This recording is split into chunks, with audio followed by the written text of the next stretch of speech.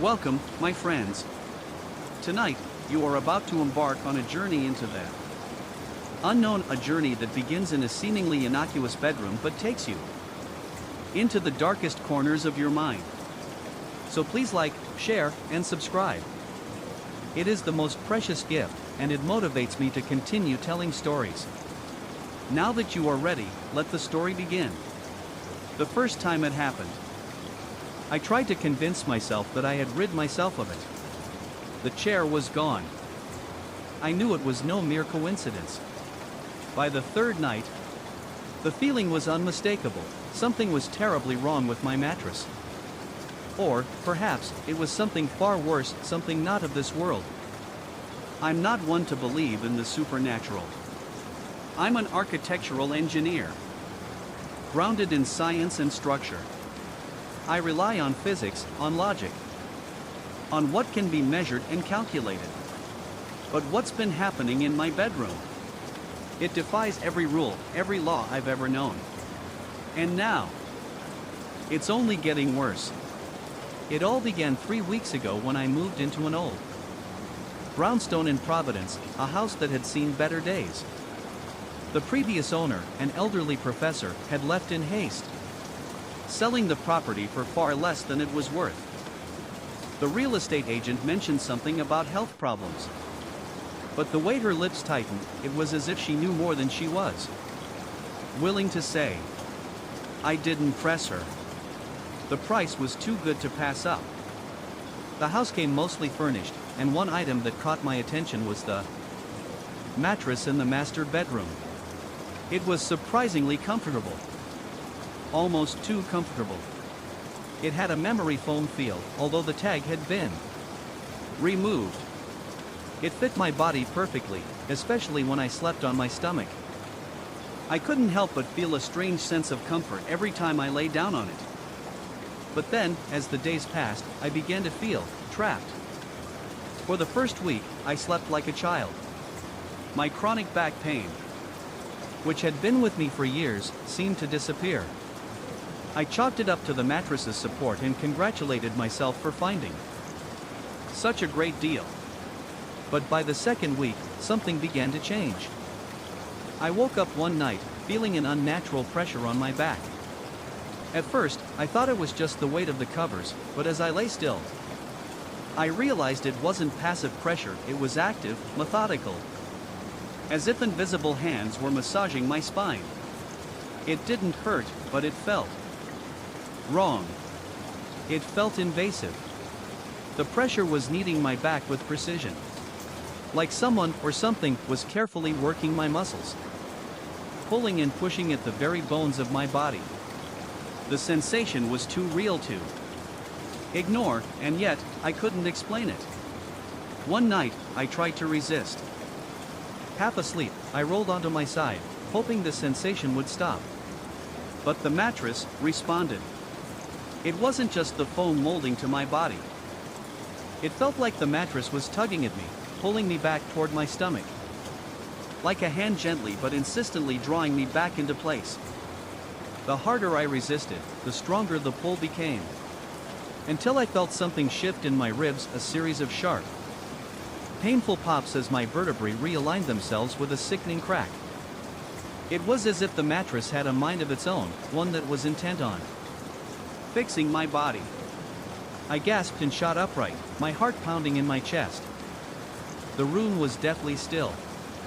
I tried to shake off the fear, but the next morning, something was different. When I looked in the mirror, I saw the marks. Symmetrical red lines across my back, stretching in a perfect grid.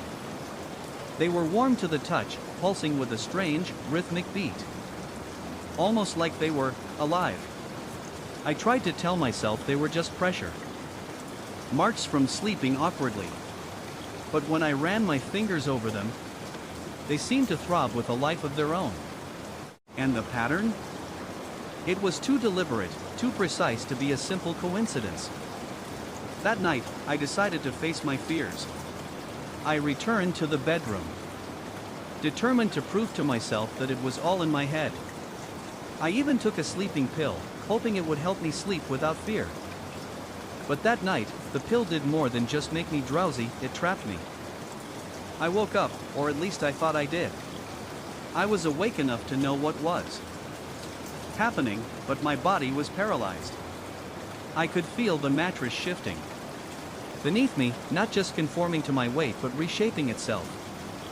The pressure returned, more forceful than ever, this time starting at my shoulders and working its way down my spine.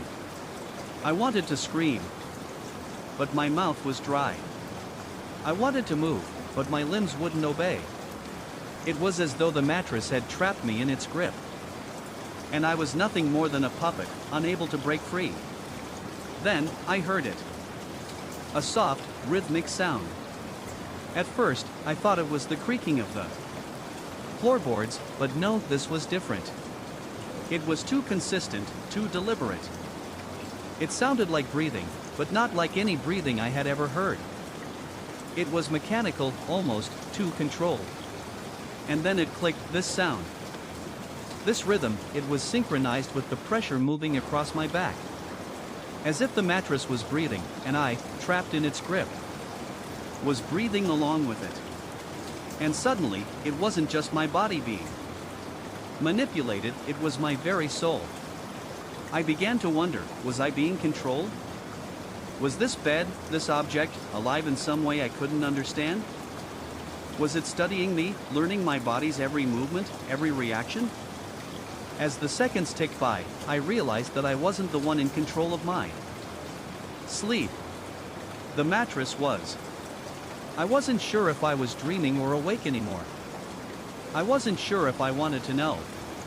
I froze, heart hammering, a chill creeping up my spine.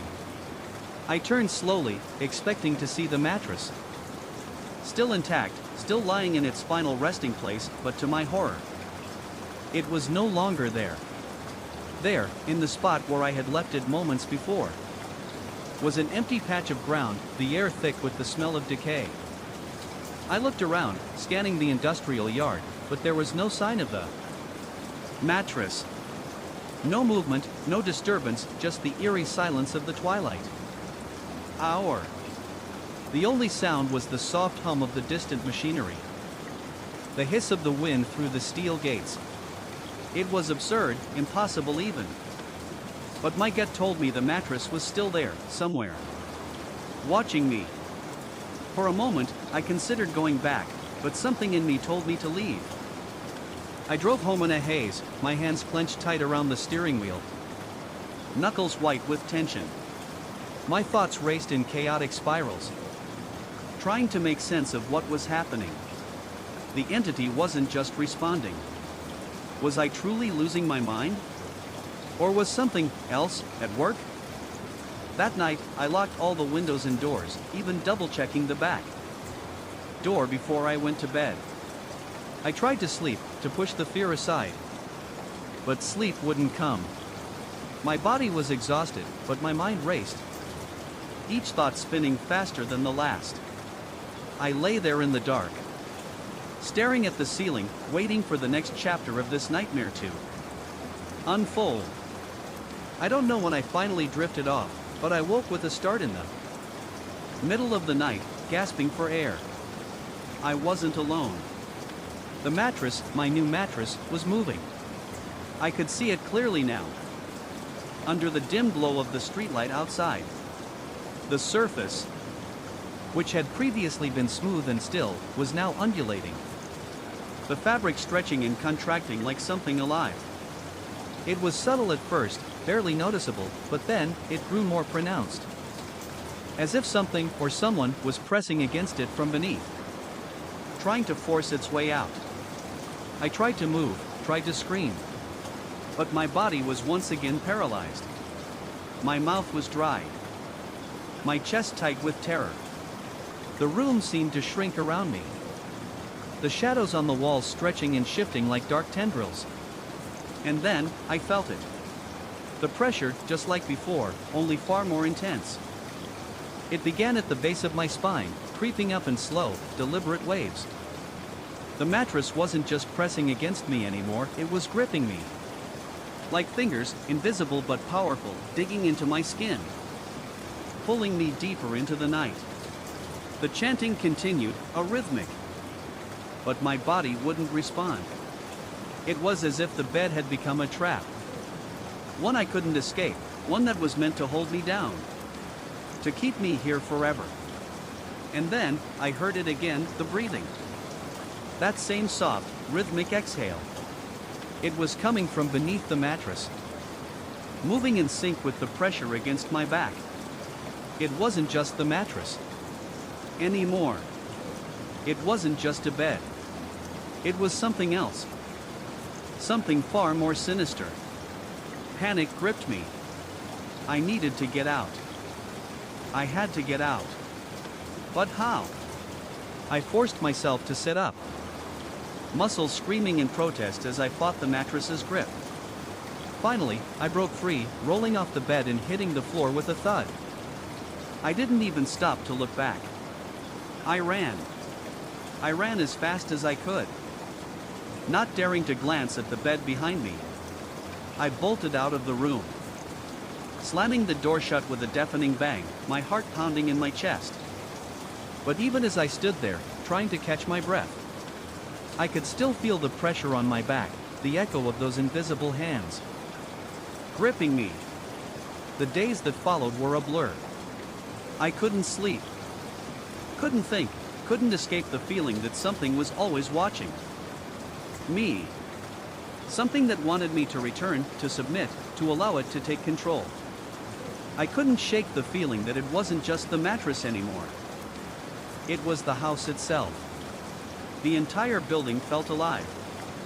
As if every creak in the floorboards, every gust of wind through the cracks, was part of some malevolent force watching, waiting.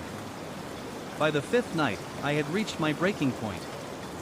I couldn't stay in that house, not with whatever was lurking inside. Determined to leave, but as I gathered my things, I noticed something. Something I had missed in my haste to escape the nightmare. It was the photo of the silhouette I had found in the mattress. The photo, it was different. The image, which had once been stable, now seemed to shimmer, to distort at the edges. And in the center of the picture, where my own silhouette had been, something else had appeared. A figure. A figure that wasn't me. A figure that was staring back. That's when it hit me. The mattress wasn't just a haunted object. It was a vessel. A prison. A way for something ancient, something dark, to anchor itself to this world. And it wasn't done with me yet. I burned the photo that night. I burned everything I could find. Every trace of the mattress, every memory.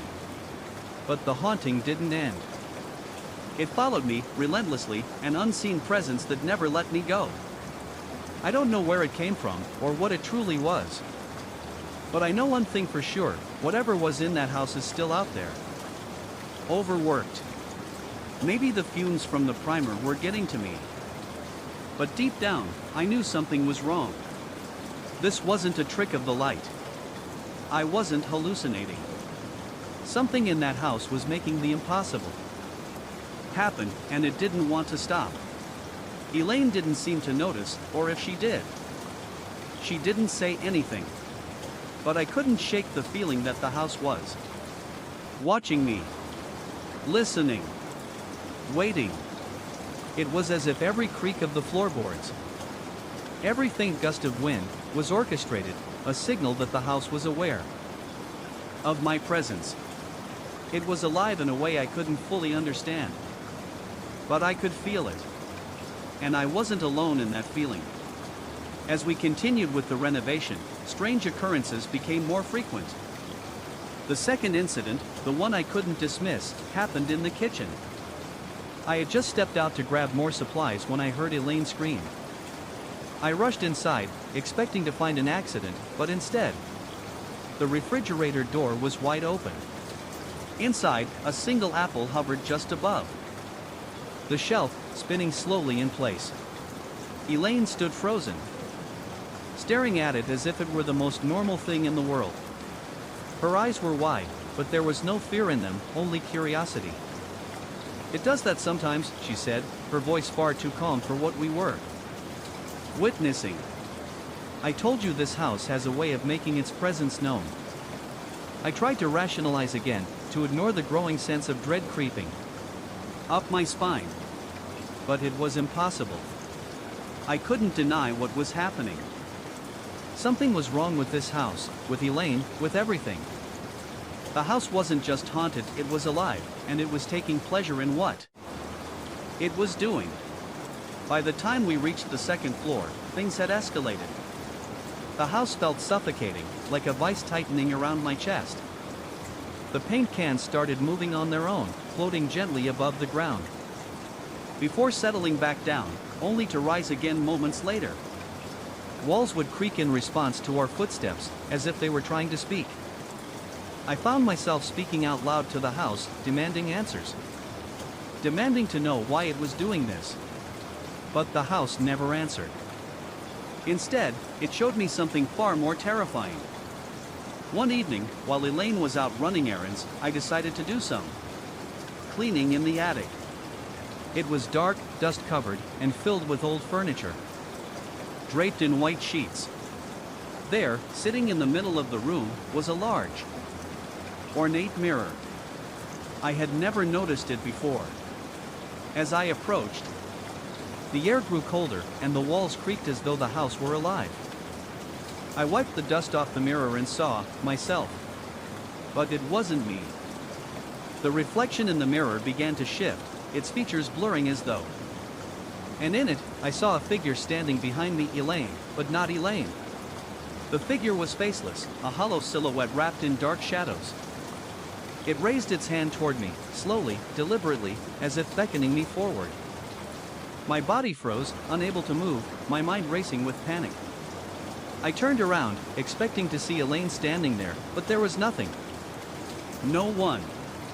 Only the empty attic, staring back at me in silence. I turned back to the mirror, but the figure was gone. It was just my reflection again. But I couldn't shake the feeling that it had been real. That it had seen me. That night, I couldn't sleep. I stayed awake, watching the shadows in my room, half expecting the faceless figure to appear at the foot of my bed. I kept hearing whispers, faint and muffled, as if the house itself was speaking to me. And then came the third incident. I had been alone in the living room, trying to calm my racing thoughts, when I heard the unmistakable sound of footsteps. Slow, deliberate, but not my own. Someone was walking through the house.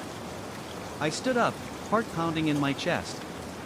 I tried to rationalize again, but my mind refused to cooperate. I grabbed the nearest object I could find, a lamp, and cautiously made my way toward the stairs. The footsteps were louder now, closer, as if the person was coming down the staircase. But when I reached the bottom of the stairs, the house was silent again. No footsteps. No sounds. Nothing. I turned around to find that the lamp I had been holding had moved slightly. Just enough to make me question my sanity. The light, once standing straight on the table, was now tilted at an unnatural angle. Elaine didn't believe me when I tried to explain what was happening. She told me I was overworking myself, that I was seeing things because of stress. But I knew. Deep down, I knew that whatever was in that house wasn't just in my head. It was real. And it was growing stronger. I confronted her about the strange occurrences in the house. But she only smiled softly, as if she knew something I didn't. It's part of the house's charm, she said, with a distant look in her eyes. It likes to play games. But I wasn't playing anymore. I had to leave.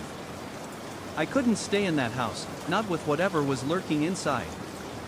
But as I packed my things, I noticed something: Elaine's reflection in the mirror. For the first time, I saw her true form. The smile was gone. Her face was hollow, empty, just like the figure in the attic. I didn't wait for another second. I left the house that night. not daring to look back. I got back into the car, slamming the door shut in. Elaine had ever been Elaine at all. The footage was undeniable. The shadows we moved. The ethereal silhouettes that had been confined to the walls were now free, walking as if they were alive. They didn't just haunt the spaces, they inhabited them.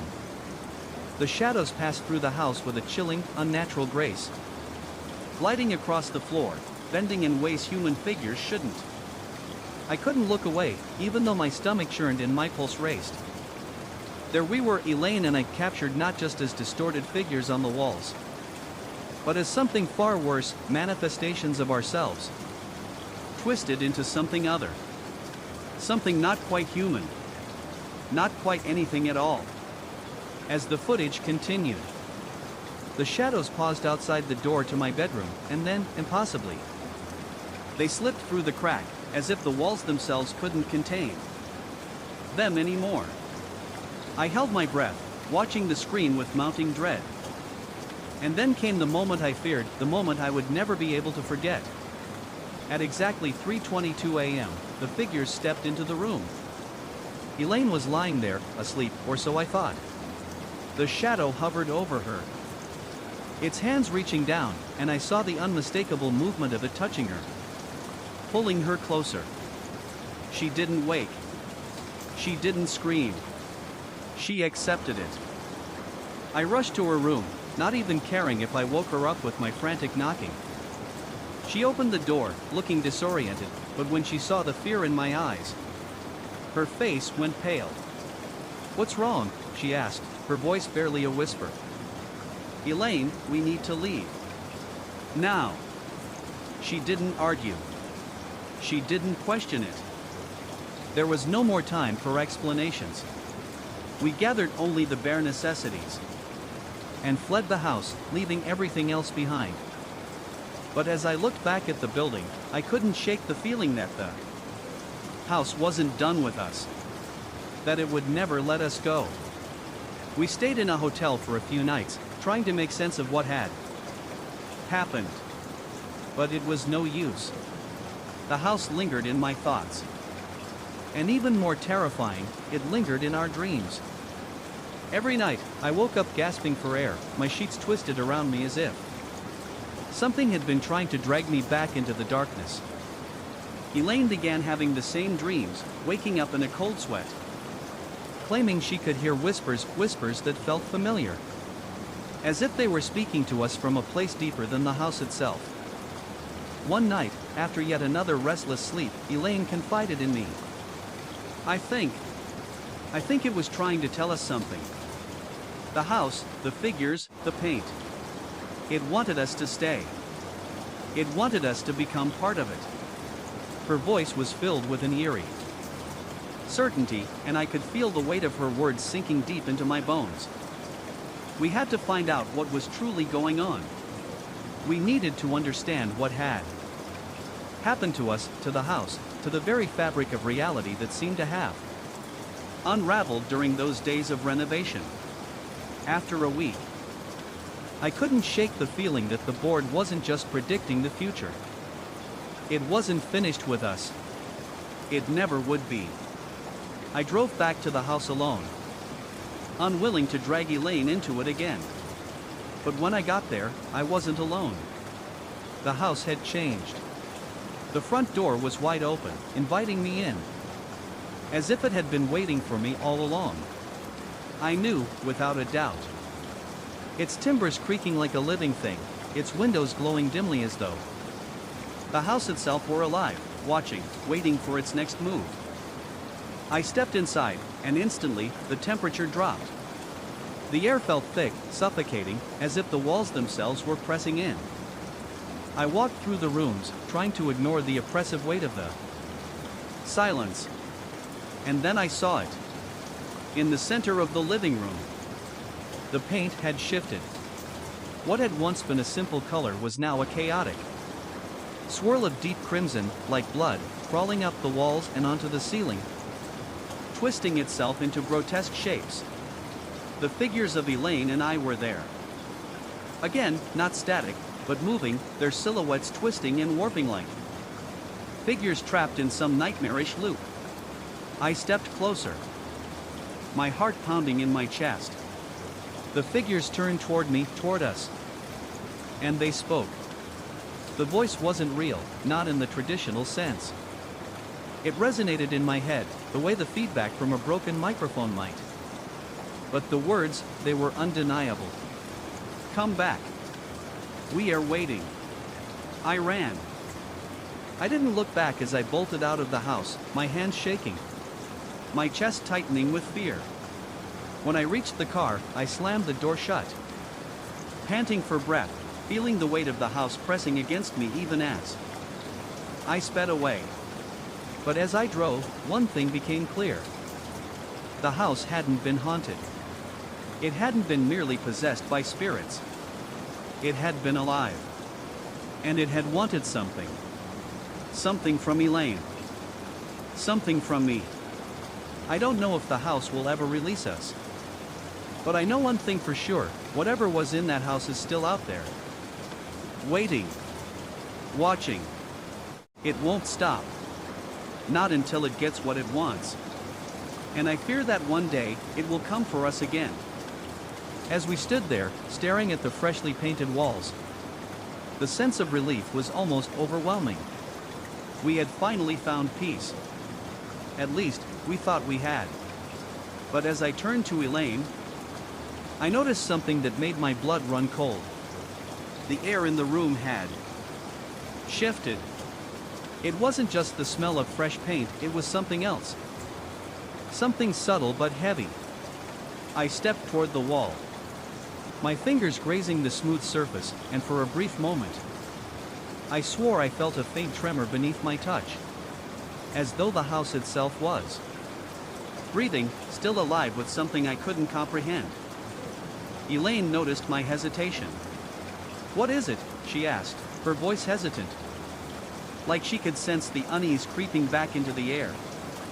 "I don't know," I murmured, but I had a feeling deep in my chest that we hadn't truly escaped. Something about the house felt different. But at the same time, it was strangely still.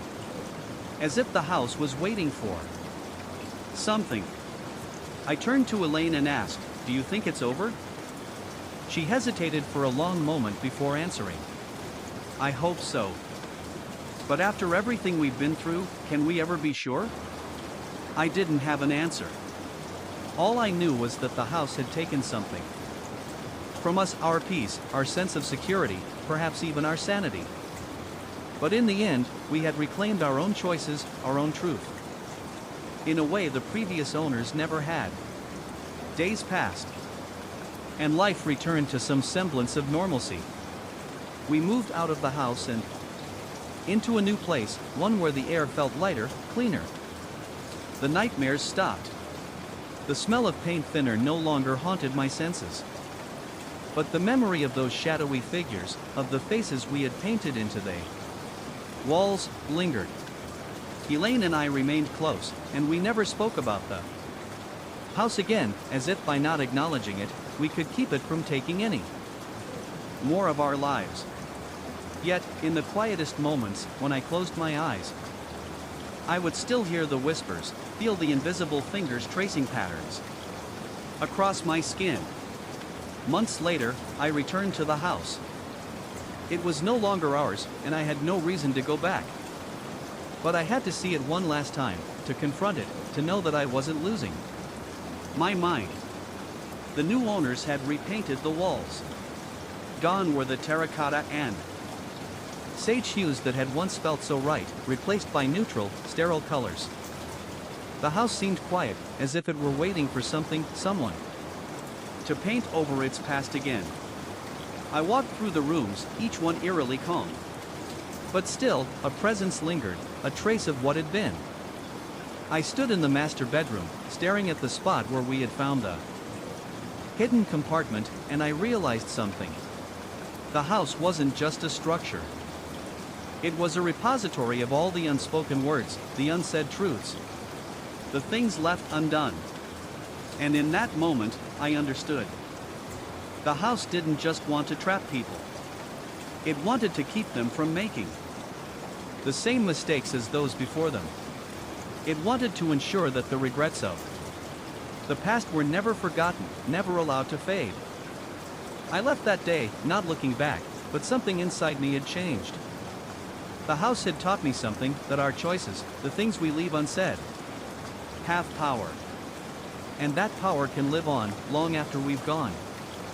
I don't know if Elaine and I will ever truly escape what happened in that house. But for now, we've reclaimed our own lives. And that, at least, is enough. Instead of fleeing, I stood there, transfixed, watching the chairs spin. It was as though my mind had surrendered, trapped in the rhythm of the movement, drawn to the unyielding sound of wood against tile. The scraping noise echoed in the silence of the house, filling the air with a sense of purpose that I couldn't comprehend. Each rotation felt like a countdown, the chairs moving with an unnatural precision. I took a hesitant step forward, the floor cold beneath my bare feet. My breath was shallow, each inhale a mix of disbelief and fear. The closer I got, the louder the sound grew, until it felt as if the room itself was shaking with the motion. The chairs rotated faster, faster still, as if they were no longer controlled by physical forces, but by something beyond my understanding, beyond the limits of rationality. Then, without warning, the movement stopped. I froze. My body frozen in a state of terror, my pulse racing.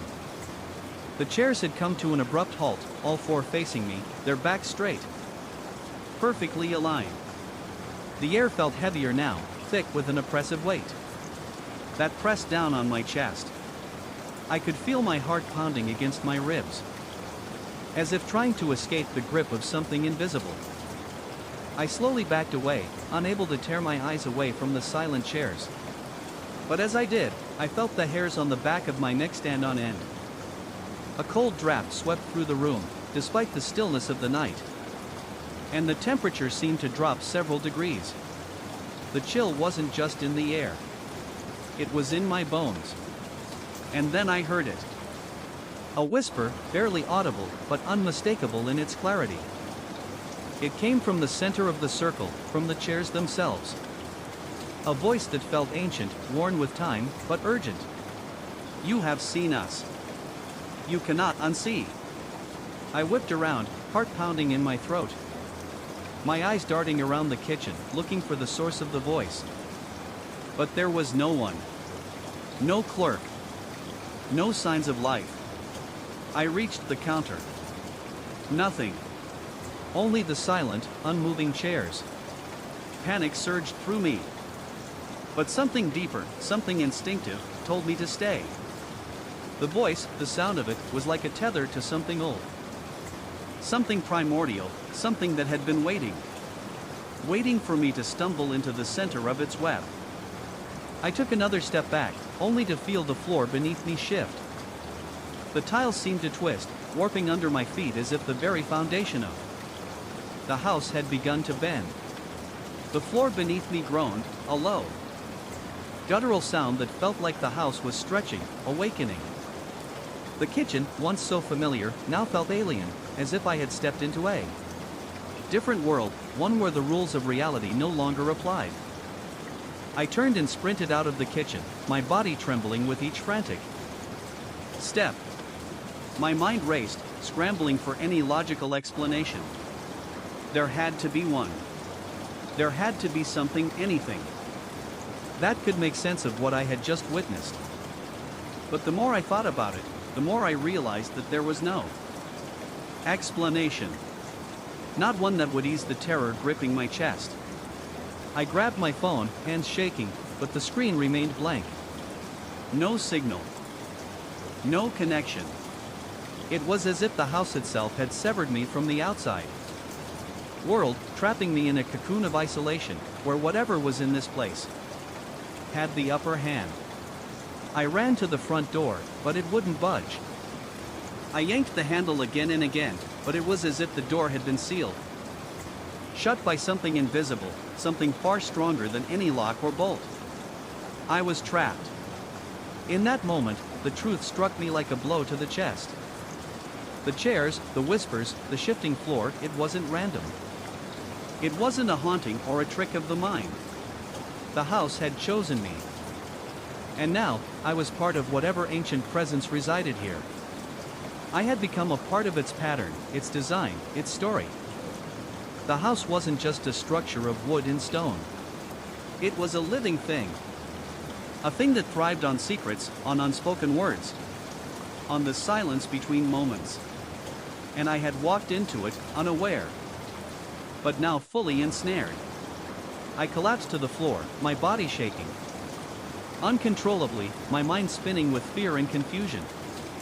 The realization that I could never leave, that I was bound to this place, to this thing, was suffocating. I had no idea what would happen next. No idea what it wanted from me, but one thing was clear, it wasn't over. The sound of wood scraping against tile continued to echo in my mind. But it wasn't just the chairs anymore. It was the house itself. Whispering to me, calling me to understand, to accept. And somewhere, deep within the house, I heard it again. That voice. It wasn't just speaking, it was waiting. Waiting for me to surrender to its pull. To become part of its story. But I couldn't. I wouldn't. The weight of the past 3 weeks has slowly eroded my sanity. What was once a sporadic disturbance has now become a nightly occurrence. I know the exact sequence of events, the way the clock advances by exactly 23 minutes, the way the chairs spin and splay out, and the chalk always appears, urging me to sit in the center. Each time, I tell myself I will not give in. That I will not complete the circle, but something pulls me back. It's as if I'm being drawn in, pulled by an invisible force. Like a moth to a flame. The logical part of me screams for escape. For reason to return to my life as it was. But the deeper part. The part that feels the cold draft when no windows are open. The part that smells the faint but constant scent of formaldehyde. Can't deny the truth. Something in my house wants me. Something is waiting for me to take that seat in the center of the circle. The thought of it fills me with a cold, suffocating dread. Yet I cannot tear myself away. Last night, I stood in the doorway of the kitchen, watching through the crack in the door, the shadow stretching across the walls as the chairs turned. But this time, I stayed longer. I stayed to watch the completion of the circle. The shadow on the wall grew. Longer, darker, until it was no longer just an elongated form but something else. The darkness seemed to ripple, like ink bleeding across water. It took on the shape of something tall, thin, almost human, but with edges that moved like smoke. It didn't approach the circle but hovered.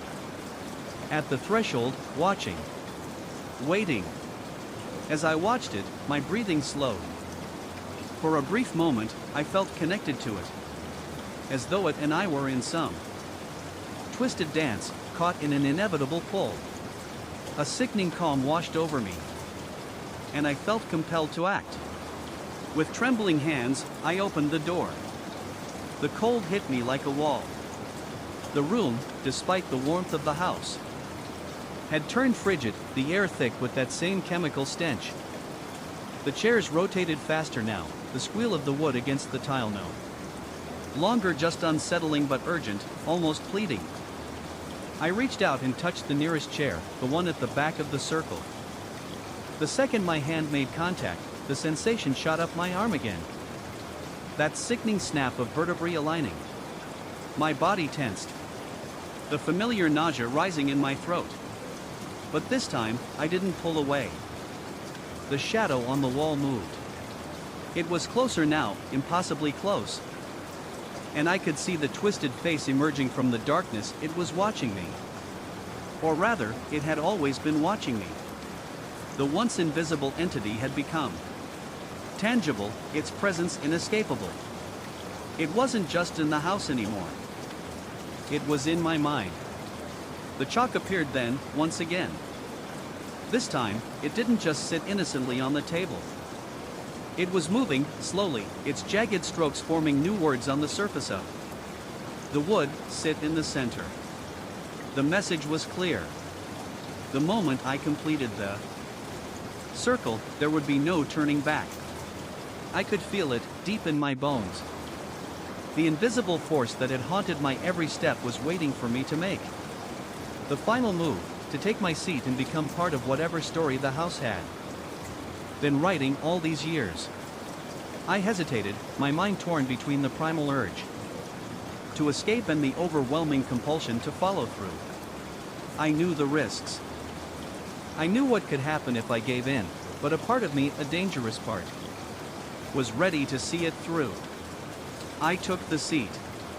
The moment I sat in the center, the world shifted. The house seemed to exhale. The walls groaned. The ceiling rattled, and the floor beneath me trembled. The chairs, which had once spun so rapidly, came to a dead stop, all facing me. Their wooden legs planted firmly in place. The shadow at the edge of the room now loomed directly in front of me, its shape more solid, more real than anything I had ever encountered. Its twisted grin spread wide. I understood. In that moment, I became a part of the house. Its presence, its dark weight, was now inside me. And I was inside it. I don't know how long I stood there, frozen in that thick, consuming quiet. It could have been minutes or hours, but I no longer cared. The shadow had claimed me, and there was no escape. I had become the next chapter in its story, a story that had been written long before I ever moved in. When I left the house the next morning, nothing had changed on the surface. The chairs were still in place. The chalk nowhere to be found, and the house felt as it always had, quiet, still, ordinary. But I knew better. The house had marked me, and it would never let me forget what had happened. I had completed the circle. And now, it would wait for the next soul to wander into its grip. I haven't been back since. I don't know if I ever will be. But wherever I go, I feel the weight of those chairs. The cold sensation of invisible fingers tracing patterns on my skin. The house may not be physically near, but its presence has never left me. I am part of its story now, and it is part of mine. The truth hits me like a wave, crashing over everything I thought I understood. This isn't just my home. It's a replica, a reproduction. A carefully constructed stage designed to recreate the conditions of the experiment that began long before I ever moved in. The clock isn't just ticking away the minutes, it's marking the return of something that was lost. Something that was never meant to leave. I step back, but my legs feel heavy. As if the very air is holding me down, trapping me in this room.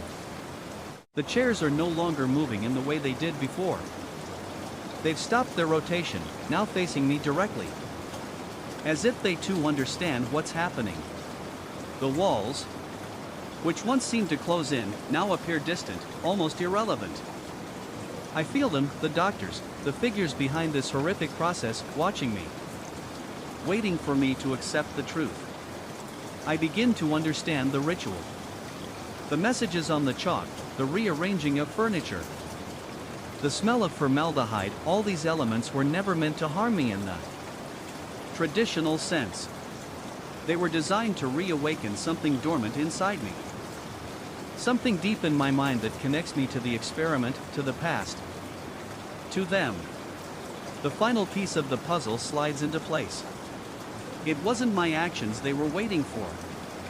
It was my recognition. My awareness that I've always been part of this. My life, my very being, has been part of a long, calculated procedure, one that never truly ended. And the clock, the accelerated time, has been pushing me back into the moment of the experiment, to a place where I was once a subject, a test case, a specimen to be dissected and understood. The realization is both liberating and suffocating. I want to scream, to run, to shatter the illusion that has been placed around me, but I know that doing so would only reaffirm their hold. My fate, my existence, has been tied to this house, this kitchen. And this moment for far longer than I ever imagined. As I stand here, the chair's now fixed in a straight line. The chalk on the table glowing faintly under the dim light. I realize that my refusal to sit isn't an act of defiance. It's an acknowledgement of everything that has been done to me.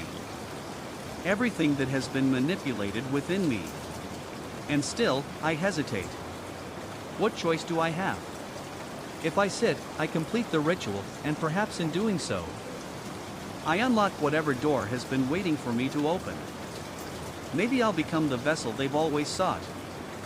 The gateway they need to bridge the living and the dead. To transcend the boundaries of mortality. But if I don't, what will become of me? Will I remain trapped in this illusion? Forever bound to the twisted legacy of those who came before me? The air grows heavier. The temperature drops, and the scent of formaldehyde thickens again. The chairs feel like they're watching me, as though they know I've made my decision. I walk toward the center, my legs trembling beneath me. The moment my foot crosses the threshold, I hear it, the unmistakable sound of the second hand on the clock, ticking louder than ever before, racing forward. But something's different. The moment I step into the center, I feel it. The weight of the past. The residue of decades of experiments, of twisted science and human greed, begins to lift. It's not a physical feeling, but something inside me, deep in my consciousness, begins to shift. I feel it rising from within, like an echo from a time long past. And I understand. The doctors weren't seeking to cross over. They weren't after knowledge or control. They were trying to create something new. A human consciousness. Unshackled from the constraints of time and space, untainted by the passage of time, capable of existing outside the physical realm. I wasn't their first subject. I won't be their last. But now, in this moment, I am part of something that transcends everything I knew. I am no longer simply a person, I am a vessel. A conduit. A continuation of their work. My body felt paralyzed by the vibrations. Every corner of the house seemed to hum with the presence of something unseen. Something that didn't belong. The air was thick with energy, suffocating me, filling my chest with a pressure that made it harder to breathe. The growl grew louder, more insistent, vibrating the very bones in my body. I grabbed my phone, trying to reach for any semblance of normalcy. I scrolled through my contacts, but the screen flickered, distorting with every touch. The static increased, and I could hear the sound. Echoing, distorting, as if the walls themselves were closing in, amplifying the noise. I stumbled towards the guest room, my feet dragging like weights under me. But as I approached, the door creaked open by itself, an unnatural force pulling it ajar. The silence that followed was deafening. The sound of my pulse in my ears was the only thing that remained, thumping harder than the metallic growl. I stepped inside, and the air grew colder, sharper, unnaturally so. My sister was lying on the bed, but she wasn't asleep. Her eyes were wide open, staring at the ceiling, unmoving. Her mouth, barely parted, let out a single word, whispered in a voice that wasn't her own: silence. I felt the hair on the back of my neck rise. The word echoed, not just in my ears, but in my mind, reverberating through every inch of my body. Silence. It wasn't a plea. It wasn't a command. It was a part of the house. It was alive. I reached out to touch her, but something pulled me back. An invisible force that almost knocked the breath from my lungs. I could feel my own heartbeat hammering in my chest, urging me to move, to do something, but my legs refused to obey. I was caught in the room's oppressive, unyielding stillness. The air itself felt thick with presence, like something waiting to pounce, to swallow me whole. I stepped backward, trying to leave, but then the growl. It was louder than ever, now mingling with a scratching sound. as though something was being dragged across the walls. A terrible realization hit me. The growl wasn't coming from outside. It wasn't even coming from the house's electrical systems. It was coming from within the walls, from the insides of the house. It had always been here. Waiting. Watching. The sound grew more frenetic. More chaotic, as if the house itself was struggling to release something. Something trapped inside the structure, now desperate to break free. I turned, instinctively trying to get away, but the door slammed shut in front of me.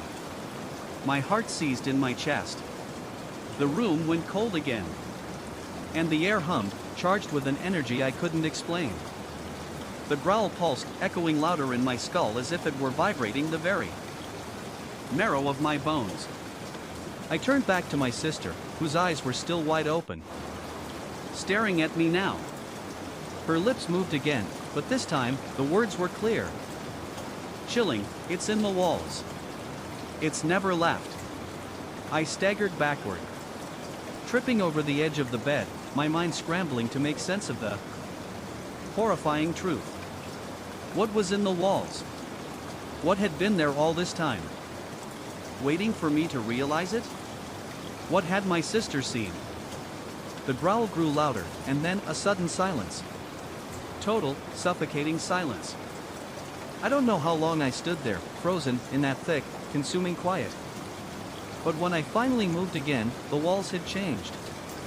They were no longer just silent watchers. They were moving, pulsing in rhythm with my racing heart. I could feel them breathing, as if the very house had turned into a living organism. A monstrous entity that had been growing for decades, feeding on the fear of anyone who dared to live inside it. I rushed out of the room, slamming the door behind me. But the weight of that silence, that terrible knowledge, clung to me. I had known something was wrong when my sister asked to stay. But I hadn't understood, not until now, what that request had meant. The house was alive, and it wasn't just a house. It was a creature. It had always been feeding on us, on those who passed through it, drawing in its residents like moths to a flame. And now, it was awake. I knew I had to leave. The walls had learned too much. The house had taken too much from me. But the silence, that silence, it wouldn't let me go. It had taken my sister, too. I ran to the front door, my hands shaking, and I pulled with all my strength. The door wouldn't budge. The house had me.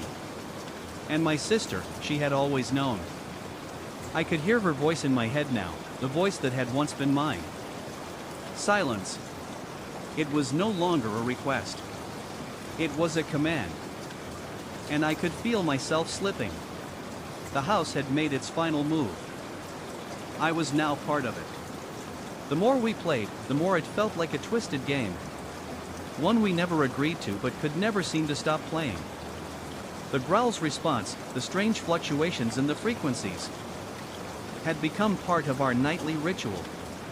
And with every misstep, every incorrect guess, the growling would intensify, taking on a rhythm that felt increasingly predatory. I couldn't help but feel that the house was watching, listening, waiting for us to fail.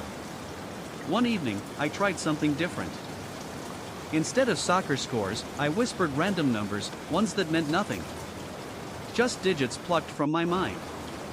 At first, the result was nothing, no growl. No change in the air. But then, I heard it, the familiar hum, low at first, but then building steadily. I repeated the numbers, this time with a sense of desperation.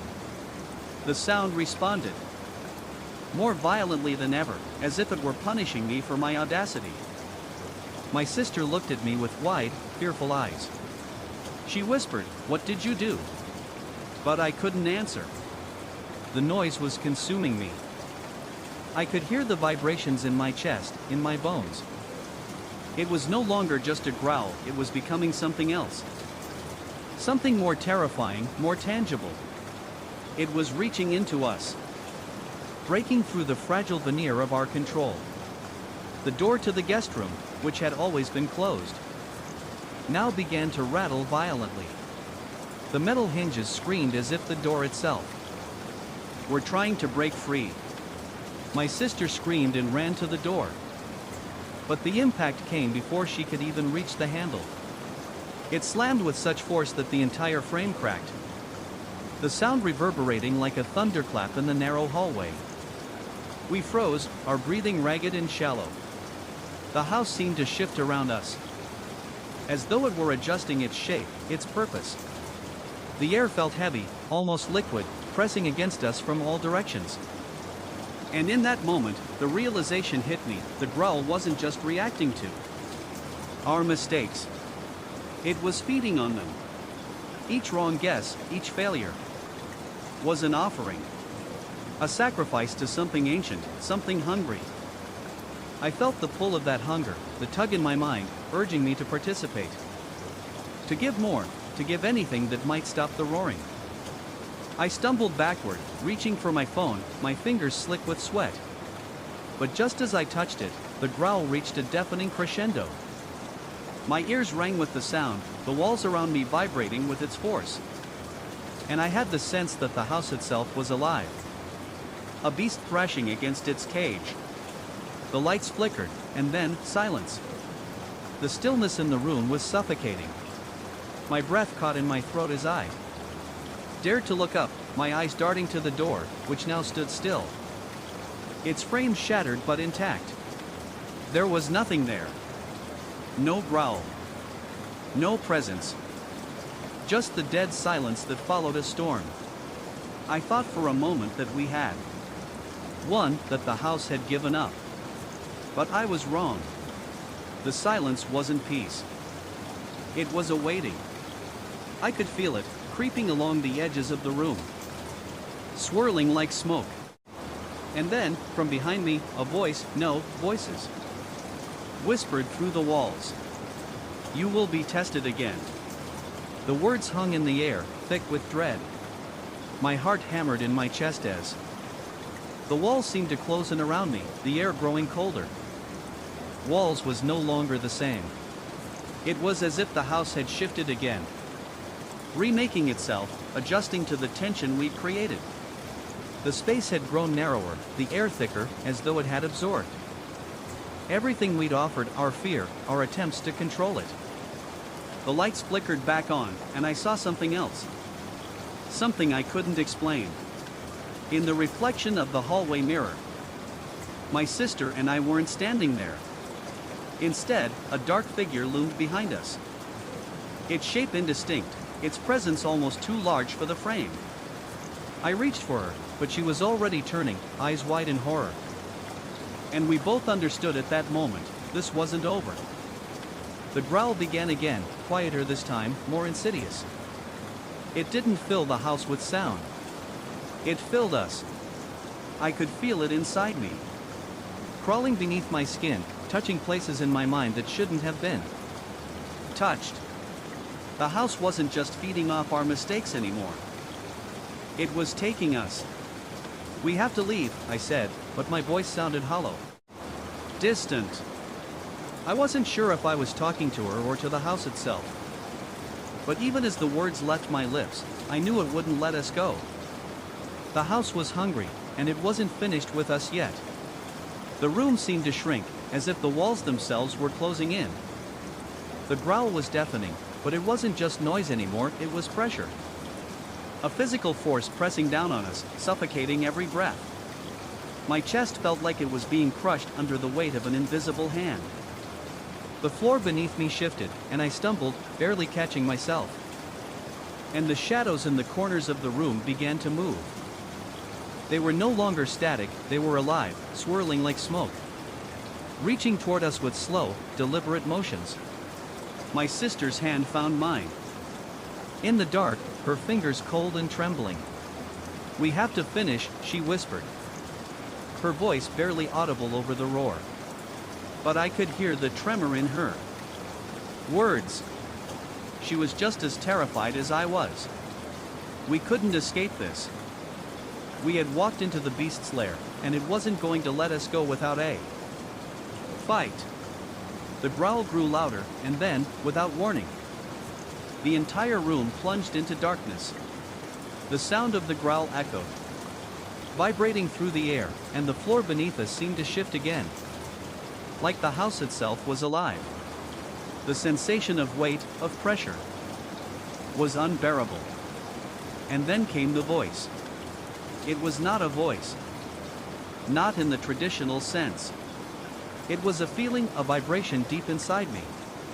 A force that resonated in my bones.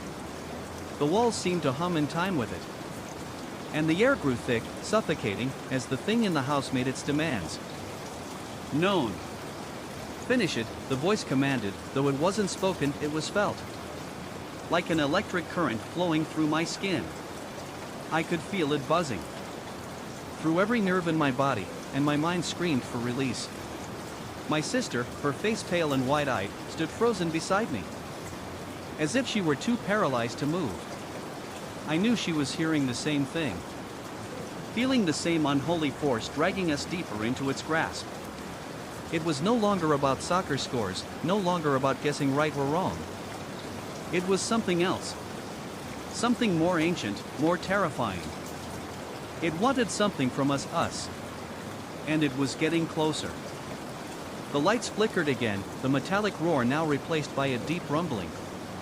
Like the sound of a massive engine turning over, gaining momentum. And I realized I had to choose. We had to finish the guessing game or face something far worse than a violent growl or the house's ever encroaching darkness. We have to finish, I said, my voice hoarse, barely a whisper. And my sister, despite the fear in her eyes, nodded. We started again, reciting the scores, faster this time, but it felt wrong. Each number, each detail we spoke seemed to be wrong. The house was reacting, it was never about being right or wrong. It was about control. The moment we started hesitating, it knew. And it punished us for it. And then it happened. The door slammed open with a force so violent that the frame shattered. I heard the crash of glass, the clatter of wood splintering against the wall. The force of the impact was enough to knock us both off our feet. I could hear the thing moving, shifting. The shadows in the room stretching unnaturally long. I couldn't tell if it was the house or something else, something worse, lurking behind the walls. Panic surged, but I couldn't move. My body refused to obey. I could feel it now, whatever was behind the wall. Behind the door, pushing against the house, desperate to break through.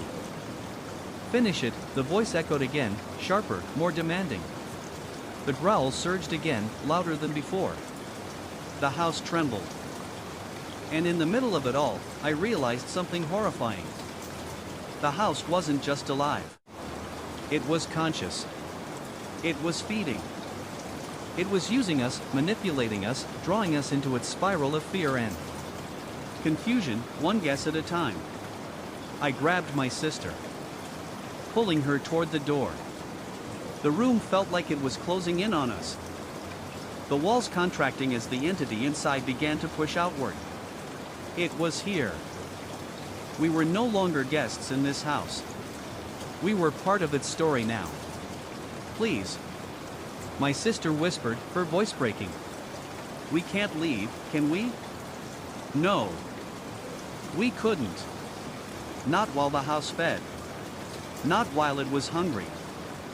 With one last look at the guest room, where the walls seemed to pulse with that same terrible hunger, I knew we would never escape this house. Not physically, not mentally. It had us in its grasp. And it would not let us go until it had consumed every part of us. Until we were nothing but shadows in its walls. We stepped out into the hallway. The walls seeming to lean in closer as we walked, the door slamming behind us. With an unnatural finality. And I realized, in that moment, that there was no way out. The house had taken us, had marked us. And now we were bound to it. Forever. The drive back felt longer than it should. The weight of the decision to return pressing heavily on both of us. The streets outside were eerily quiet, the usual hum of city life absent. Even the road seemed unfamiliar, as if it had been altered in the time we'd been away, each turn more disorienting than the last. My sister remained silent beside me, her face pale, eyes distant. As though she too could feel the pull of the house, dragging us back. When we arrived, the house stood in front of us, the same as it had been when we left, yet something about it had changed. It was darker. The windows like empty eyes, watching, waiting. The air around it seemed heavier, as if it were thick with something unseen. My heart thudded painfully in my chest, and my hands trembled as I grabbed the recorder from my bag. It felt like a lifeline, a way to keep the truth anchored to something I could control, even if just for a moment. As we approached the door, it opened without us touching it. A cold draft swept past us, and I heard the soft scrape of something moving inside. I couldn't bring myself to step over the threshold. It was like entering a trap, something primal warned me to turn back. But I couldn't. My sister walked past me, her steps slow and deliberate. Her gaze fixed on the hallway inside. The house welcomed us back with an eerie calm. The lights were on, but they flickered like weak candles, casting long, jittery shadows across the walls. I reached for the light switch. But before I could touch it, the growl began. This time, it was different. It wasn't the familiar low rumble, but something deeper, more resonant. Like 100 engines revving at once. It reverberated through the walls, making the floor vibrate beneath our feet. I looked at my sister, whose face was now pale with fear, her lips pressed together in a tight line. "Do you hear it?" she whispered. "It's different." I nodded, the pit in my stomach deepening. The house felt alive again, but this time, it wasn't just feeding on our fear. It was reacting to us, pushing us to interact, to engage. We walked cautiously through the house, our footsteps muted on the floorboards. The oppressive air felt heavier with each step, like the house was closing in around us. We reached the guest room door, and I hesitated before opening it. The handle turned under my grip, but I couldn't shake the feeling that something was waiting on the other side, that the door wasn't just an entryway, but a threshold to something far worse. As I opened the door, the smell of metal hit me, sharp and overwhelming. The air conditioner hummed. In the corner, its vibrations almost rhythmic, but there was something in the hum that didn't belong. It was distorted, as though the machine itself was trying to communicate. I stepped inside, my eyes scanning the room. But I couldn't shake the feeling that we weren't alone. The recorder in my hand buzzed with static, and I realized it was picking up more than just the sound of the air conditioner. The growl had returned, this time pulsing through the walls, vibrating the air around us. And then, just as it had before, the lights flickered, plunging us back into darkness. The air conditioner sputtered. And in that instant, I saw it. The shadows in the corners of the room seemed to twist, elongate, and then converge, forming a shape in the middle of the room. A form, not quite human, but somehow almost human. It stood motionless. A towering figure cloaked in the darkness, its features indistinguishable. The growl intensified, now a full-throated roar, the walls themselves seemingly bending under its weight. "It's here," my sister whispered, her voice trembling. She had seen it too. I backed away, my mind racing, trying to make sense of what was happening. The entity wasn't just responding to our guesses anymore, it had evolved, become aware of us, of our attempts to manipulate it.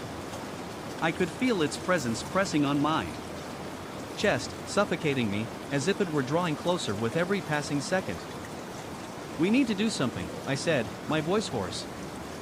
"This isn't just about scores anymore." This thing, it's not tied to numbers. It's using us. My sister's eyes widened as she understood. What do we do now? How do we stop it? I had no answer. No plan. But I knew one thing for sure. Whatever we did, we couldn't just stand there. The house had taken so much from us already. The growl rumbled louder, almost as if it were mocking us. And then that voice reached us again. Finish it. Complete it. It wasn't a plea. It wasn't a command. It was a necessity. The entity needed something from us, and it wouldn't stop until it had it. I glanced around, desperately looking for anything that might give us a chance to fight back. My fingers tightened around the recorder in my hand. The only thing that seemed real, that seemed solid, was the evidence we had. Proof of its existence, proof of its power. We can stop it, I said. My voice trembling but determined. We need to show it we're not playing its game anymore. I placed the recorder on the floor, stepping back as the growl shifted, still rising in the background. Whatever was in that room, in the walls, in the very air we breathed, was ready for us to make our move. It was waiting for us to give in. The question now wasn't how to stop it, but whether we had the strength to endure whatever came next.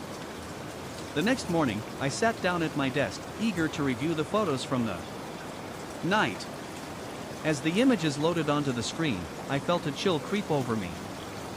The first few shots were as expected, beautiful, clear shots of the sky. The stars captured perfectly in their celestial dance. But as I scrolled to the next image, the one of the barn and the fence, my fingers froze over the mouse. The shapes that had caught my eye in the flash were no longer just faint outlines. They were clear. Distorted figures, their outlines blurry, as if they were moving through the air itself. They weren't just blurry or fuzzy, they were wrong. Their proportions were unnatural, too tall, too thin, with limbs that bent at impossible angles. And they seemed to be there, right in the middle of the frame, standing just beyond the barn, frozen in that split second. I leaned in closer, my heart racing as I stared at the figures. They weren't human, at least not in any way that made sense. Their heads were too large for their bodies, their eyes like hollow pits, unblinking, staring back at me through the photograph. My breath caught in my throat. It was the same figure from the rearview mirror. I had no idea how to process what I was seeing. I clicked through the remaining photos, hoping to find something that would explain what I was looking at. But each one, no matter how mundane, seemed to grow darker, more oppressive as I examined it. In every shot, in the background, those same figures appeared, some with their faces turned toward the camera, others lurking just beyond the frame, as if waiting to emerge. My mind raced, desperate for a logical explanation. Perhaps my camera had malfunctioned, perhaps it was the result of some stray reflection from the flash or the glare from the lens. But that feeling of something watching me, of something alive behind the lens, wouldn't leave me. I sat back in my chair, trying to steady my breath. I needed to think. I needed to rationalize what I was seeing. Maybe it was just my nerves. Maybe I was imagining things. But deep down, I knew better. The figures weren't just part of the picture. They belonged to the night. They were tied to the land, to that dark, empty space outside, to the very air that hung thick around the old barn. My fingers hovered over the keyboard. I didn't want to do it, but I couldn't stop myself. The board wasn't just asking for my participation.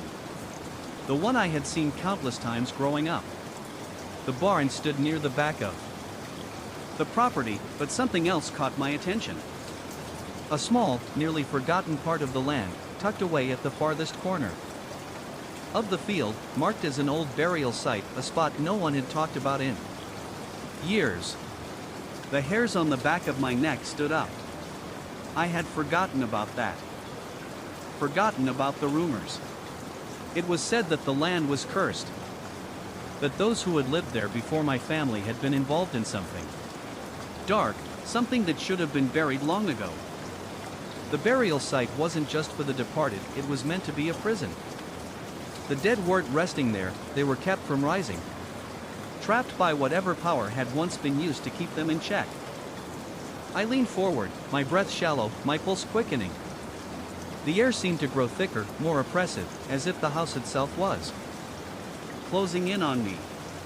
I thought about the figures in the photo. The tall, distorted shapes. The ones that stared into the camera with unblinking eyes.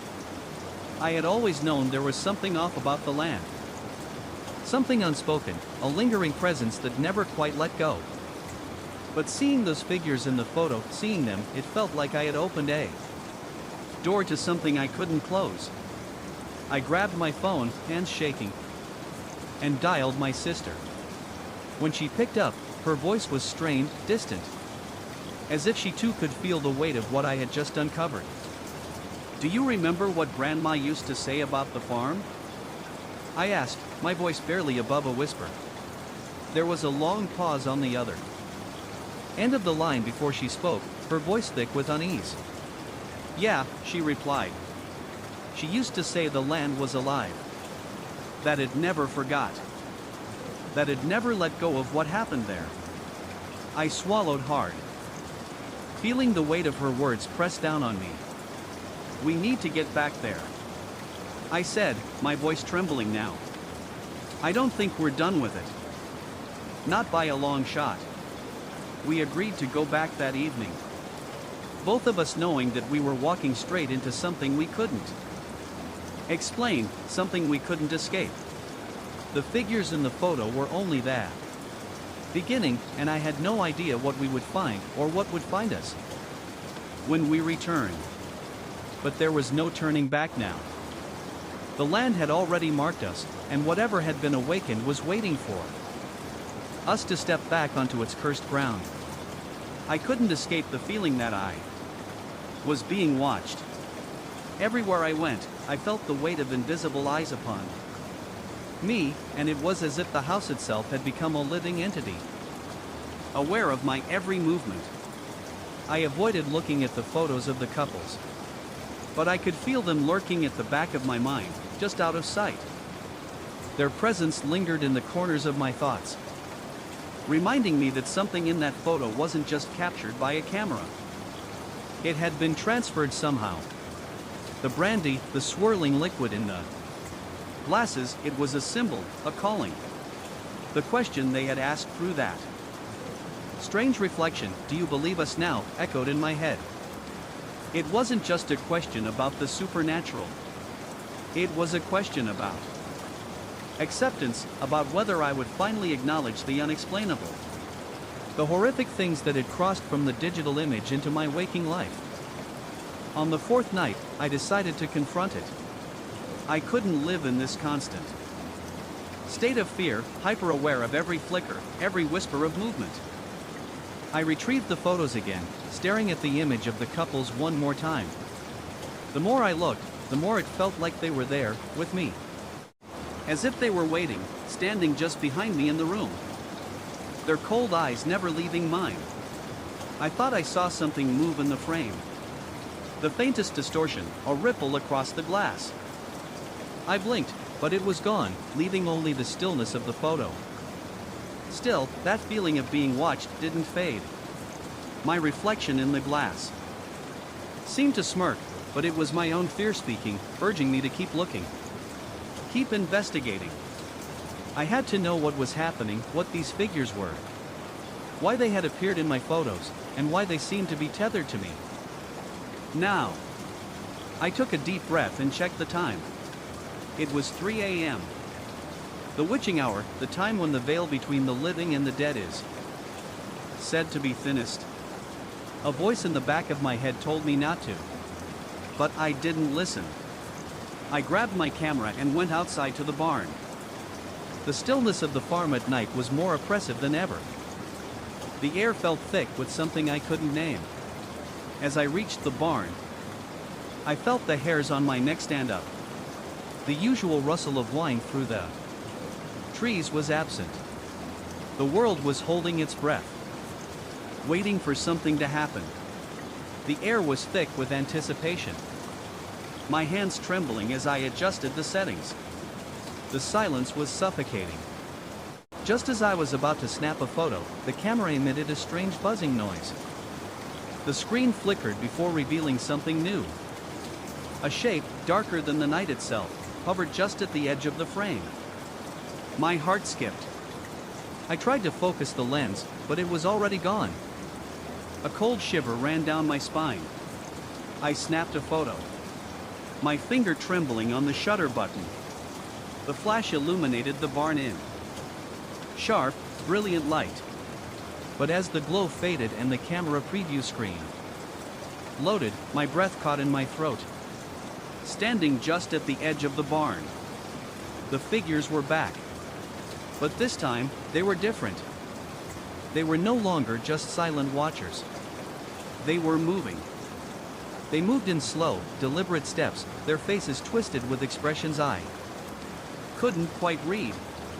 The brandy glasses in their hands were full, the liquid swirling in that same unnatural counterclockwise motion.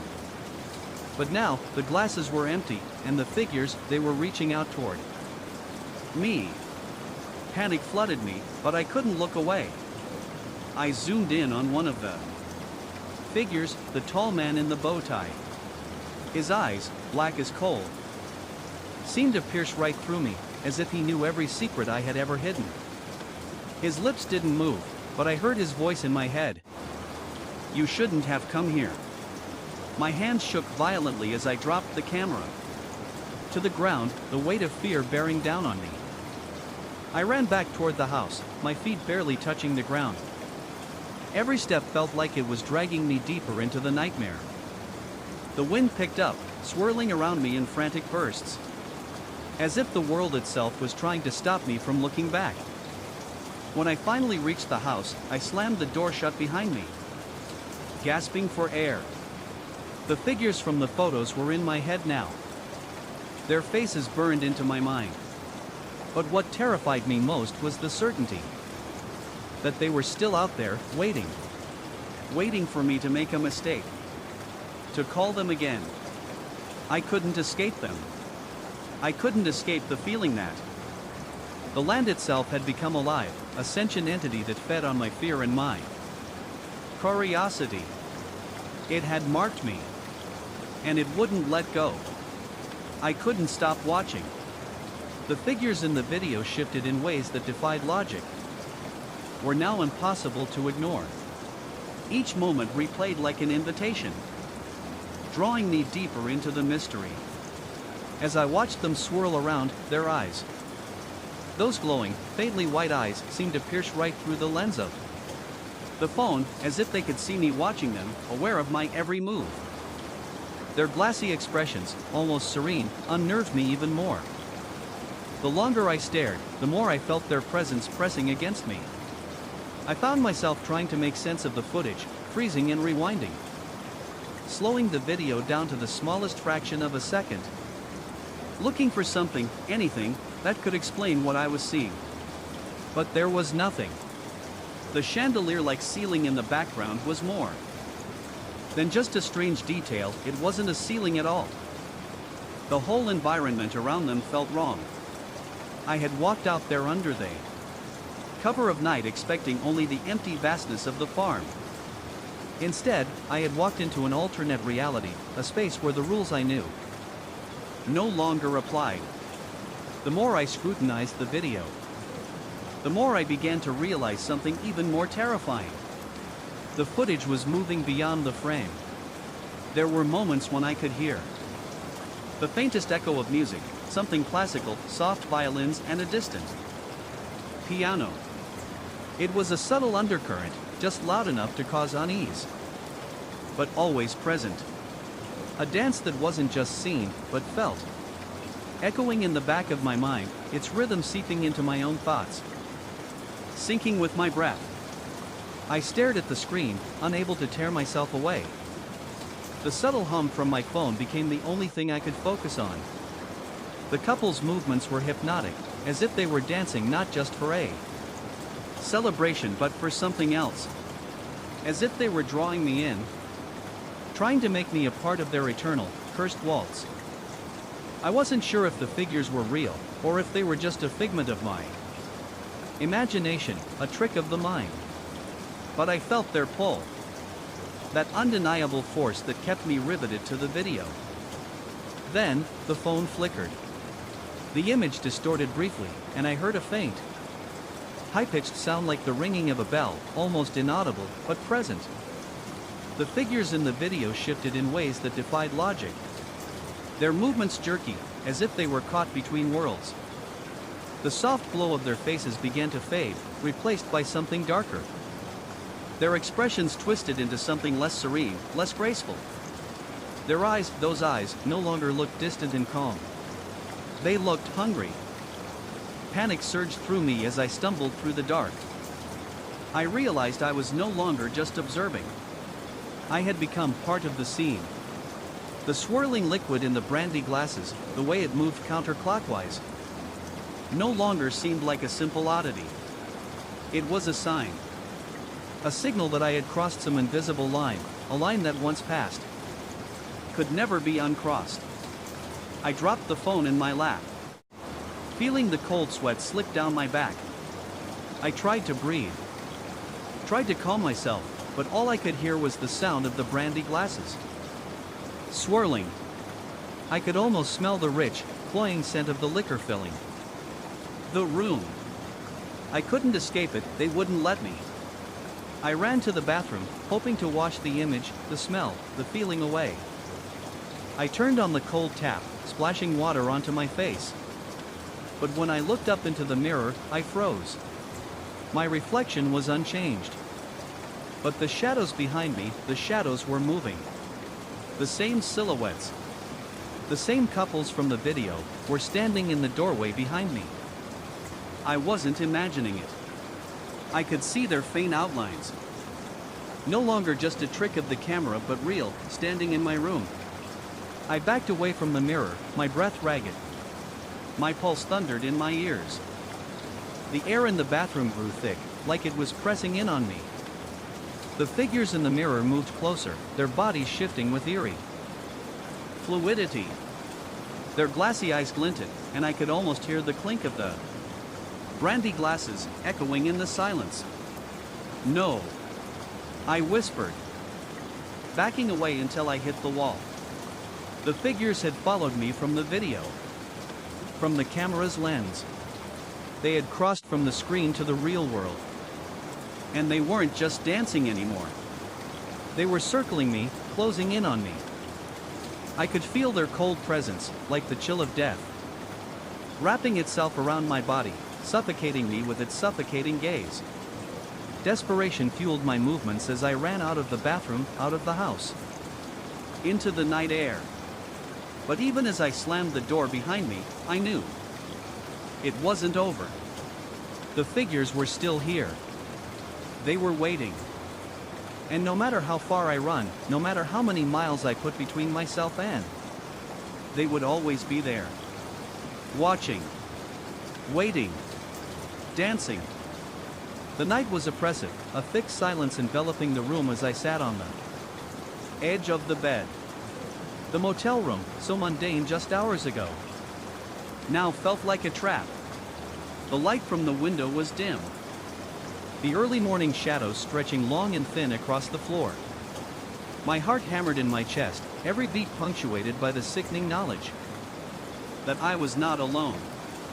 Those couples, their ghostly waltz, had followed me, invading my every thought, my every breath. I couldn't shake the idea that this was more than a mere haunting. The feeling in my gut, the one that had been with me since the first photo, told me this was something much older, something far more dangerous than I could understand. The swirling brandy, the synchronized motions, and the reflections of myself aging so rapidly. I had opened something. I had unwittingly torn a hole between this world and theirs. The phone sat in my lap, its screen still flashing with new notifications, though I dared not open them. Every time I looked at the device, I could almost hear the faint clink of glass, the sound of those endless, silent toasts. My reflection in the phone screen seemed off. A flicker of something in the corner of my vision made me freeze. I looked at the mirror across the room, half expecting to see their figures standing behind me. But they were not in the mirror. They were in the air, moving through the space between us. They were waiting for me to break, to let fear dictate my actions, to pull me back into the dance. My breath hitched as I stood up, my legs weak but determined. Tonight, I would face them, once and for all. I grabbed the phone and walked toward the door, locking it behind me. The room's light flickered. I ignored it. I couldn't let the fear control me any longer. In a few moments, I would either find peace or be pulled deeper into whatever nightmare I had unleashed. There was no turning back now. The couple's relentless, graceful waltz had become my reality. I couldn't run from it any longer. The hallway outside the room was empty. As I walked toward the staircase, I could feel something pull at me. A strange pressure, as if the house itself was alive, watching my every move. I resisted the urge to glance behind me, to make sure they weren't trailing me. Instead, I forced my eyes ahead, feeling my pulse quicken. The sense of being watched was suffocating, but I would not turn back. When I reached the motel lobby, I hesitated by the door. It was so quiet. Too quiet. I pressed my hand to the door handle, and it swung open without resistance. The faint smell of brandy, that sickly, bitter brandy, permeated the air. My throat clenched as I stepped out into the night. The wind had died down completely. The air felt still, unnatural, as if the world was holding its breath. I walked down the narrow path toward the parking lot, each step feeling heavier than the last. The shadows stretched longer, the darkness pressing in on me from all sides. But I had to face this. I couldn't keep running. I couldn't let them win. A distant laugh echoed, like a fading memory, so faint that I almost convinced myself it was my imagination. But I couldn't be sure. It came again, and this time it was closer. The sound of brandy glasses clinking, the rhythmic swirl, echoed in the silence. They were here. They were always here, following, waiting for me to take my place in there. Eternal dance. I reached my car and stopped. My reflection in the side mirror. That old face, the one that haunted me, was now clearer than ever. I looked away, not wanting to see it. But the reflection shifted. As if it were mocking me, as if it was already part of me. I clenched my fists, steadying my breath. It was time to face them. Whatever they were, whatever they wanted, tonight would be the end of it. I opened the car door, stepping inside and slamming it shut. The figures had followed me, but they would not control me. I would face this, and if I had to, I would destroy the curse with nothing more than my defiance. The phone buzzed again, its screen lighting up with a new video. I couldn't resist this time. I opened the notification. The figures danced, spinning in slow circles, the brandy swirling in their glasses. But this time, something was different. In the corner of the frame, there was a new figure, me. I stood frozen, watching them with wide, fearful eyes. But this time, I wasn't just watching. I was part of their dance. The realization hit me like a punch to the gut. I had become one of them. The figures were not haunting me, they were guiding me. And now, I understood their purpose. They were not ghosts. Not figments of my imagination. They were memories. Echoes of a forgotten time, and I had stumbled upon their rhythm. Their eternal dance. With a trembling hand, I turned the phone off. The room felt colder, the walls pressing in on me. I could hear the faint sound of glass clinking, but I refused to look back. The truth was clear now. No matter how far I ran, no matter how many times I tried to escape, I would always be bound to this place, to this dance. As I closed my eyes, I whispered to the darkness, "I understand now." The profits came swiftly, almost too swiftly. My portfolio began to grow exponentially, and with each game, my skepticism weakened. The board was working, after all. I became obsessed. Every night, I would ask it the same question: what's the next stock? And every time, it gave me an answer, one that delivered profits I couldn't have dreamed of. But as the weeks passed, the joy of the win started to dull. The board's presence in my life was becoming overwhelming.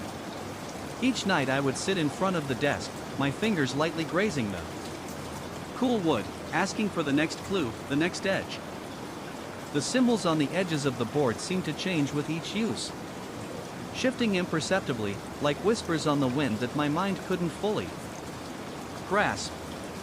They were not just symbols anymore, they felt like messages. Messages I wasn't meant to fully understand but was desperate to decode. It wasn't until I started to see the shadows that I realized I was no longer just using the board to guide my trades. The shadows were always there, just out of the corner of my eye. At first, they were nothing more than fleeting shapes, the kind you might dismiss as a trick of the light or your tired eyes playing tricks. But over time, they grew more substantial, more deliberate. I started to see them in the reflection of the window, creeping along the walls of my study when the light was dim. But that wasn't the worst part. The worst part came when I began hearing whispers, low, indistinct murmurs that seemed to emanate from the board itself. It was as if the wood was alive, pulsing with energy that I couldn't comprehend. The whispers were soft at first, barely noticeable, but as time went on, they became more insistent, more urgent, always just on the edge of my hearing. I couldn't shake the feeling that the board wasn't just predicting the future. It was controlling it. I felt as though I was being drawn deeper into something far darker than a simple trading tool. The stock gains weren't enough anymore. I wanted more. And the board, it seemed, was happy to comply. One night, as I sat there with my fingers trembling above the pointer, I asked the board a new question: "What do you want from me?" The pointer moved, but it didn't spell out a stock ticker. Instead, it spelled out the word everything. My heart stopped. The room seemed to grow colder, and the shadows around me shifted. I could almost feel the weight of unseen eyes on me. The air thick with a presence that hadn't been there before. The whispers grew louder, now a constant hum in the back of my mind. I looked at the board, my breath shallow, trying to steady myself. But it was too late. Something had changed. I tried to ignore it. I convinced myself that it was all in my head, that I had pushed too hard. And I was simply letting the stress get to me. But every night, the board continued to guide my decisions. Every stock it told me to invest in skyrocketed in value. My financial success was becoming impossible to ignore. Yet, with every gain, something inside me shriveled. The joy of success was hollow, the thrill of the market, empty. I began to wonder if I had made a deal I couldn't back out of. If the board's suggestions were no longer just predictions, but commands. I could feel myself slipping, like I was no longer in control of my life. My actions, my decisions. The shadows, the whispers, they were always there. Always waiting for me to ask them for more. And then it happened. One evening, as I sat before the board, a sudden realization gripped me. The symbols on its edges had stopped shifting. Instead, they had formed a coherent pattern, a pattern that, when connected, looked eerily familiar. The moment I made the connection, I felt an overwhelming rush of energy flood through me. The symbols weren't just ancient signs, they were runes. Runes that I had seen in my nightmares, runes that I had seen etched on the walls of old temples and dusty books I had never read. The air in the room grew thick, and I felt the unmistakable pressure of something watching me, waiting. My body went cold as I realized that I had tapped into something far older than I had ever imagined. The board wasn't just predicting the future. It was connecting me to something something that had been dormant, waiting for a moment like this. In a blind panic, I tried to push the board away, to break the connection. But the moment my hands left the surface, I felt my body convulse, like an electric shock racing through my spine. My fingers itched, my muscles tensed, and I couldn't breathe. I stumbled back from the desk, staring in horror as the pointer on the board shifted on its own, spelling out one last word, yours. The room erupted in darkness. The shadows twisted and writhed around me, becoming more solid, more real. I could hear their whispers through the wind, feel their presence in every. They were here, surrounding me, calling to me, claiming me. And then, I understood. The board hadn't just given me stock tips. It had given me a choice, a chance to tap into something beyond myself. But that power, that control, came at a price. I had been warned, in my dreams. In the symbols, in the whispers. The more I used it, the more I gave up. And now, I belonged to it. I closed my eyes, feeling the cold presence all around me. My fate was sealed. The shadows had won. Panic surged through me as I stumbled through the dark, trying to locate the source of the noise. It was unbearable.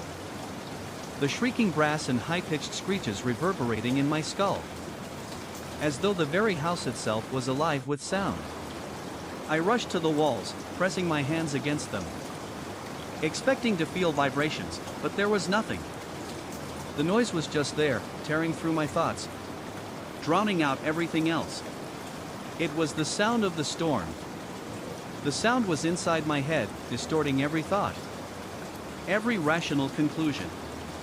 I could feel the music pushing against me. Relentless, unforgiving. In the dim light of the hallway, my reflection in the mirror now looked older, wearier. I didn't recognize myself. My face was pale, my eyes wide with terror. I was shaking, as though the music itself was tearing through my nerves, unraveling my mind piece by piece. I thought I might collapse right there. But something held me upright, a need to understand, to break free from this cycle. The board. It was always the board. And it was clear now that it wasn't just guiding me to profitable trades. It was feeding off me, off my fear, off my desperation. The more I ignored it, the louder the music became. The more I ran, the more it chased me. I made my way back to my study, my pulse racing, heart hammering against my ribs. The board was sitting on my desk, waiting. Its surface gleamed under the dim light of the desk lamp, smooth and inviting, as if it were calling me to sit back down, to play again. The pointer was still in place, waiting for me to pick it up, to continue the trade. The floor beneath me felt unstable, like the ground itself was shifting. I could hear faint whispers now, like voices rising from the floorboards, beckoning me to sit. Don't stop now. It was as if the board had a voice, a presence that was now imprinted on the very air in the room. The voices seemed to echo from every direction, reverberating through my thoughts. I approached the desk cautiously, my hands trembling as I reached for the board. The instant my fingers touched its surface, I felt a shock run through my arm, a strange, electric pulse that seemed to originate from the wood itself. The pointer twitched, then began to move, as if the board had a mind of its own. My heart skipped a beat. My legs shook, and I had to steady myself against the trades it had given me had been profitable. So why stop now? But this wasn't just about money anymore. It was about something darker. As I followed the pointer's movement, it began to spell out a new ticker symbol. One that made my stomach lurch. This was different. It didn't feel like a typical trade anymore. This was something else. The stock market had become a game, but this? This was an offering. An invitation to something I could never understand.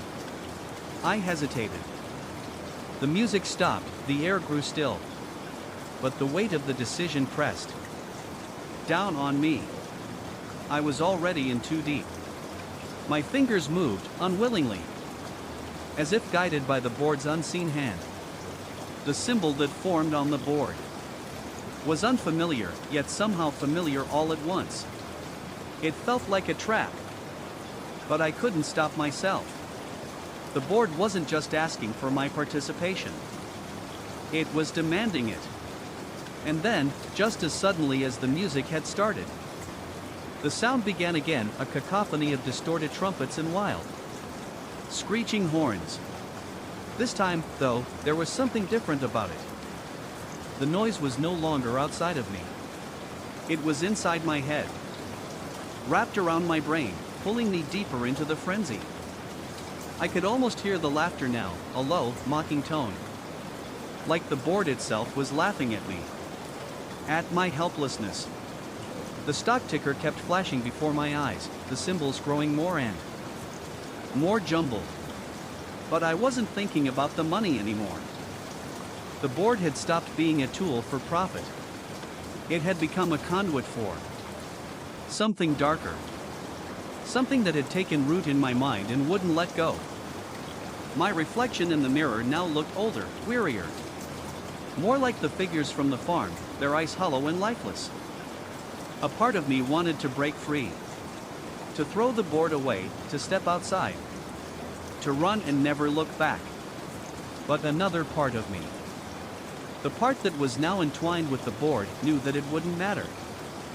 No matter how far I ran, no matter how many times I tried to escape, the board would always be waiting.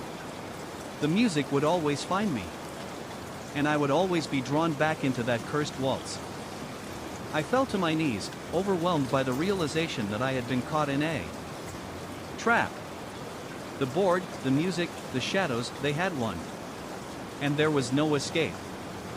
As I neared the bull, its eyes seemed to follow me, unblinking, as though it could see into the deepest recesses of my mind. My steps slowed, and with each inch closer, the air grew heavier, denser. As if the very space around me was pressing in, drawing out every ounce of my strength. The bull's wooden body was warm to the touch, unnaturally so. And the closer I got, the more I could feel the vibrations. Tiny but unmistakable, like the hum of a distant engine. It was then that I saw it. In the dim light, I noticed something that hadn't been there before. Etched into the base of the bull were tiny, intricate symbols. They were too small to make out at first, but as I leaned in, my breath caught. The symbols weren't just random carvings. They were unmistakably familiar. They were the same symbols from the board. The same ones that had led me to such wealth and madness. A cold sweat broke out on my skin. My hands were shaking, and I stepped back, unable to look away from the bull. It seemed to grow larger in the dim light. Its carved muscles rippling, its breath steady and slow like some ancient predator, waiting. I couldn't explain it, but the room felt alive. Alive in a way I had never felt before. My mind screamed for me to turn away, to escape, but something deeper, something primal, held me there. The whispering voices, faint but growing clearer, filled my ears. The bull's head moved ever so slightly. I couldn't look away. My body was rooted to the spot, like I was being drawn into some hypnotic trance, as though I was no longer in control. I couldn't feel the passage of time anymore. Everything around me was irrelevant, save for the bull and the haunting promise it offered. And then it spoke. Not in words, but through vibrations. The low, rumbling growl that had echoed through the floor before now emanated from its wooden chest. The air trembled with it, shaking the walls, making my bones feel as though they were vibrating along with the sound. It was a sound so deep, so unsettling, that it felt like it was reaching into my very soul, squeezing, pulling me toward it. I took a step back, my instincts screaming at me to run. But my feet felt like they were stuck to the floor, unwilling to move. The bull's presence was all-consuming. The symbols beneath it seemed to pulse, glowing faintly, and I could feel the pressure in the air, as if the entire house was holding its breath. "I've given you what you wanted," the bull seemed to whisper through its rumbling vibrations, though the words didn't come from its mouth. It was the space around me, vibrating, speaking directly to my mind. "Now, you must give back." The message was clear, I was part of this now. There was no turning back. My heart raced as the reality of the situation hit me all at once. I was no longer in control. I had traded pieces of myself for wealth, for success, for power, and now the price was being demanded. The bull wasn't just an object, it was a gate, a vessel for something ancient and terrible, and it wanted more. I stepped away, but the room seemed to close in on me, the air thick with that foul, resinous scent. The bull's eyes locked with mine, and for a moment, I could see the reflection of myself in them, not the man I was, but the man I would become. I saw years of relentless trading, endless hunger, a soul hollowed out by ambition, greed, and the insatiable need for more. The feeling of being watched returned, stronger than ever. I turned, ready to flee, but the door slammed shut with a deafening crash. The walls, the air, the very floor seemed to groan with unnatural weight. And I realized that there was no escape. The house was alive with the same force that now inhabited the bull. It was in the walls, in the floors, in the air itself. I could feel the pressure mounting, the vibrations intensifying. The bull, in its wooden form, was no longer just a figure, it was a portal. A gateway to something that had been waiting for me to break, to give in. The question was no longer if I would give back. It was how much. As the lights flickered and the room grew darker, I realized that I had made my choice a long time ago. I had been drawn to the board, to the wealth, to the power. And now the bull was here to collect. There was no way out. No easy escape. The whispering returned, louder now, more insistent, wrapping around me like a shroud. The bull's eyes locked onto mine once more, its dark, resinous gaze boring into my very soul. And for the first time, I understood what it wanted. It wanted everything. It had taken my freedom, my will, my essence. And in return, it would offer me what I had always sought. But at what cost? Would I lose myself entirely to this thing? This force that had claimed my life? Or was I already lost? The bull's steady breathing filled the room, and I knew the answer.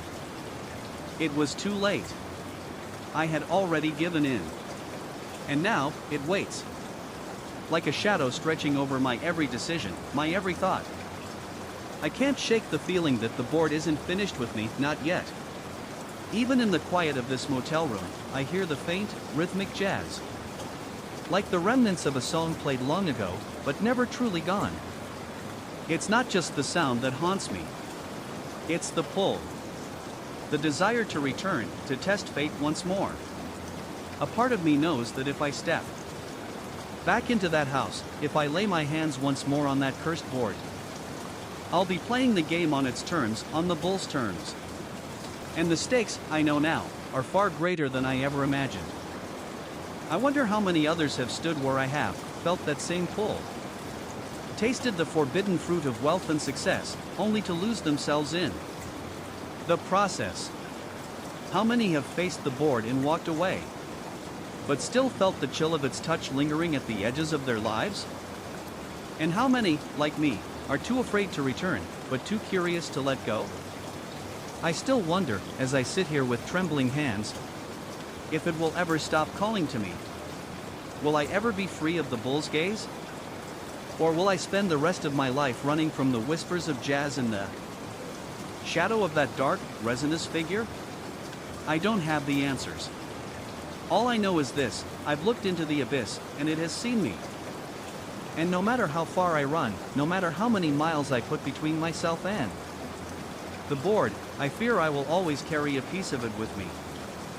Its hunger is never fully satisfied, its promises never completely fulfilled. And someday, I know, I will hear the call once again. My heart pounds harder as I process the implications. The dolls, they had been here before me. They were active, aware, guiding the storm in some twisted way. I can't shake the feeling that they're not just wooden figurines, but something much older, something with a purpose. Tied to the water, to the tides, to the very heart of the sea. A strange whisper winds through the air, too soft to hear clearly but unmistakable in its presence. The damp, cold chill intensifies. The storm outside echoing the dissonance inside my head. A sliver of moonlight breaks through the clouds, and in the brief flash, I see them, 3 dolls standing like sentinels, their wooden eyes now glinting. In the pale light, the footsteps, slow and deliberate, begin again. Each thud resonates in my chest like the beat of a forgotten heart. There's a pressure building inside my ribs, a weight. A suffocating awareness that something is coming closer. I try to take a step back, but my legs feel like they're stuck in place, bound by invisible threads. I turn, my breath shallow, my mind whirling. What do I do? Should I run? Should I leave? The air grows denser. The smell of the sea mixing with something metallic, something dark. Something that doesn't belong. The dolls are moving again. Their heads swiveling slowly, as though they're following my every movement. Suddenly, a loud crash rings out, and I spin to face it. My heart leaping into my throat. The wind howls louder, pulling at the house, as though it wants to tear it apart. The dolls seem to be guiding the storm, their silent gaze drawing it in closer, commanding it to strike. My pulse quickens with realization. The dolls aren't simply reacting to the storm. They are part of it. The storm isn't just weather, it's a force, a dark presence that has now latched onto me. I can't breathe, can't think straight. My hands tremble as I reach for the phone in my pocket. I want to call someone, anyone, but my fingers won't obey. The dolls stand between me and the door now, blocking the way. As if to keep me here, keep me locked in this madness. And then, from behind me, I hear it, the faintest whisper, but it's real. It isn't just the wind. It's a voice, soft and low, wrapped in the sound of waves crashing against rocks. You called them here. The voice is ancient, bitter, and filled with an oceanic anger that drowns out all rational thought. I want to scream, to flee, but my feet are frozen in place. The dolls have their hold on me now. I have invited them into my life, without even realizing it. The storm outside reaches its peak, and for the first time in my life, I feel the sea, the true sea, in its full, unbridled fury. The dolls are no longer just decorations. They are instruments. And I am nothing but a vessel for their unholy purpose. My heart leapt into my throat, every muscle in my body screaming to run. But I couldn't move. I couldn't even blink. I stood frozen, flashlight shaking in my hand as the scraping continued, dragging along the floor like nails on a chalkboard. It was unmistakably the sound of the dolls, their wooden limbs dragging across the hardwood, like they were searching, creeping toward me. The air around me felt thick, suffocating, pressing in on my chest. I dared not turn around, but my mind was filled with vivid, awful images of the dolls, small, drenched, their hollow eyes glinting in the darkness, each one moving closer to me. They were no longer just lifeless. carvings, they were something more. Something alive. The scraping stopped, and I heard a slow, deliberate thud. Like a footstep too heavy for a doll. I spun around, breathless. To find nothing. The dolls were back on the sideboard. Exactly as they had been when I had last seen them. But something had changed. A shift in the air, a subtle difference in the way the room felt. It was as if they were watching me, waiting. I backed away slowly. My eyes locked on the dolls. The storm outside had reached its peak. Lightning flashing wildly, illuminating the room in short, blinding bursts. For a moment, I thought I saw the same twisted red face. Periphery of my vision. But when I focused, they were gone. I stumbled to the door, desperate for air, for some kind of escape from the suffocating fear that had settled deep within me. But when I tried to open the door, it wouldn't budge. It was as if something on the other side was holding it shut. Panic flooded me, my pulse racing as I pulled at the handle with all my strength. Nothing. Then I heard it. A soft, wet scraping sound. Faint at first, but growing louder. I turned to face the source. And there they were, the dolls. But now, they were no longer on the sideboard. They were standing at the threshold, their wooden feet clicking against the floor with a slow, deliberate rhythm. I backed into the corner, trembling. Unable to tear my gaze away from them. The wind howled outside. But it felt far away, as if the storm had become something distant. Something irrelevant compared to the terror that stood in front of me. I tried to speak, but my throat was dry, my voice trapped somewhere deep within me. The dolls didn't move forward, but their eyes never left me. And I realized with a sickening certainty that they were waiting for me to make the next move. A single thought echoed in my mind: if I run, they'll catch me. If I stay, I'll never be free.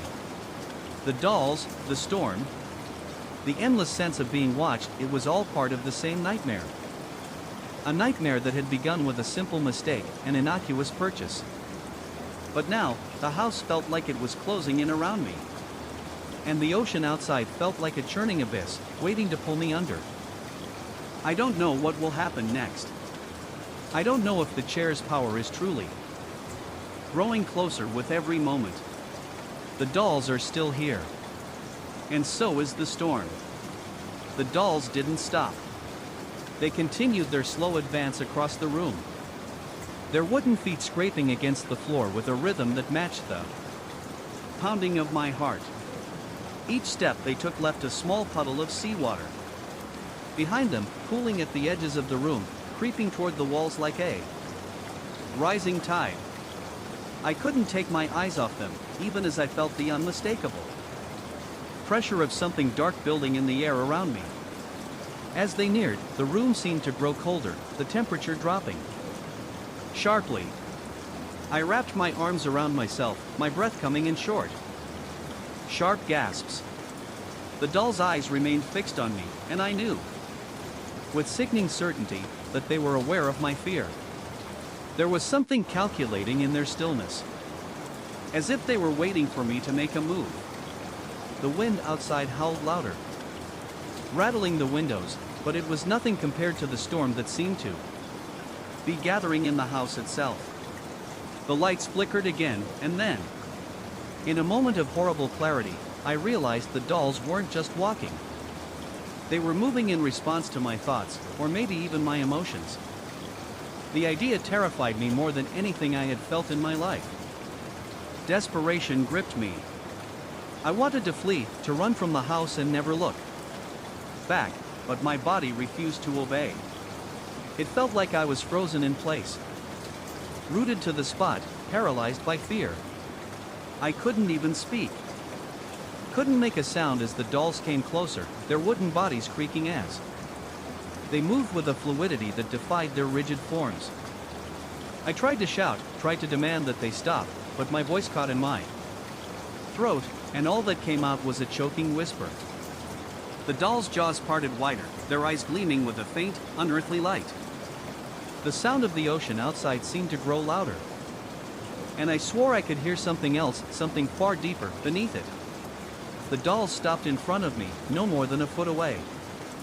I couldn't look away from their hollow eyes. There was a moment of pure silence, broken only by the distant sound of waves crashing against the shore. The dolls seemed to be waiting, poised as if preparing for something. I could feel the weight of the silence pressing in on me. And then it happened. The dolls began to speak. Not in voices I could hear, but in my mind crackling, distorted whispers that filled my head, drowning out everything else. It was the sound of the storm, the roar of the ocean, the groaning of the house, all wrapped in one. "You should not have come back," they seemed to say in unison. "You should not have disturbed us." The words reverberated in my skull, too real to be a figment of imagination. The house seemed to close in around me, its walls bending, stretching, as if the very structure was alive. The floor beneath me shifted, and I stumbled, barely catching myself. With a final, harsh whisper that cut through my thoughts like a knife, the dolls stepped back, retreating to the sideboard once again. The room fell deathly silent, save for the sound of my ragged breathing. I didn't dare move, afraid that the moment I did, the dolls would return to claim me. But they didn't. They remained still, as though nothing had happened. I couldn't stay there any longer. The oppressive feeling in the air was too much to bear. I grabbed my bag and rushed out of the house, barely remembering to lock the door behind me. I didn't care if I left everything behind. I needed to leave. I had no intention of ever returning to that place, but a horrible part of me knew I couldn't escape the dolls. They were already in my head, their whispers echoing in the back of my mind. As I drove away, I felt as though the dolls were with me, following me, their hollow eyes staring into the back of my skull. I could hear their whispers through the wind, feel their presence in every corner of the car. No matter how far I drove, no matter how fast I tried to outrun the storm, I knew deep down that they would never leave me. I didn't believe in curses before, but after tonight, I'm not so sure. I've done everything I can to rid myself of the dolls, burned their carving, thrown their remnants into the sea. But they are still with me. And I'm terrified that no matter what I do, no matter where I go, the dolls will always be there, waiting for the next storm to call them home. As I sit here, writing this down, the echoes of those dolls' presence still haunt me.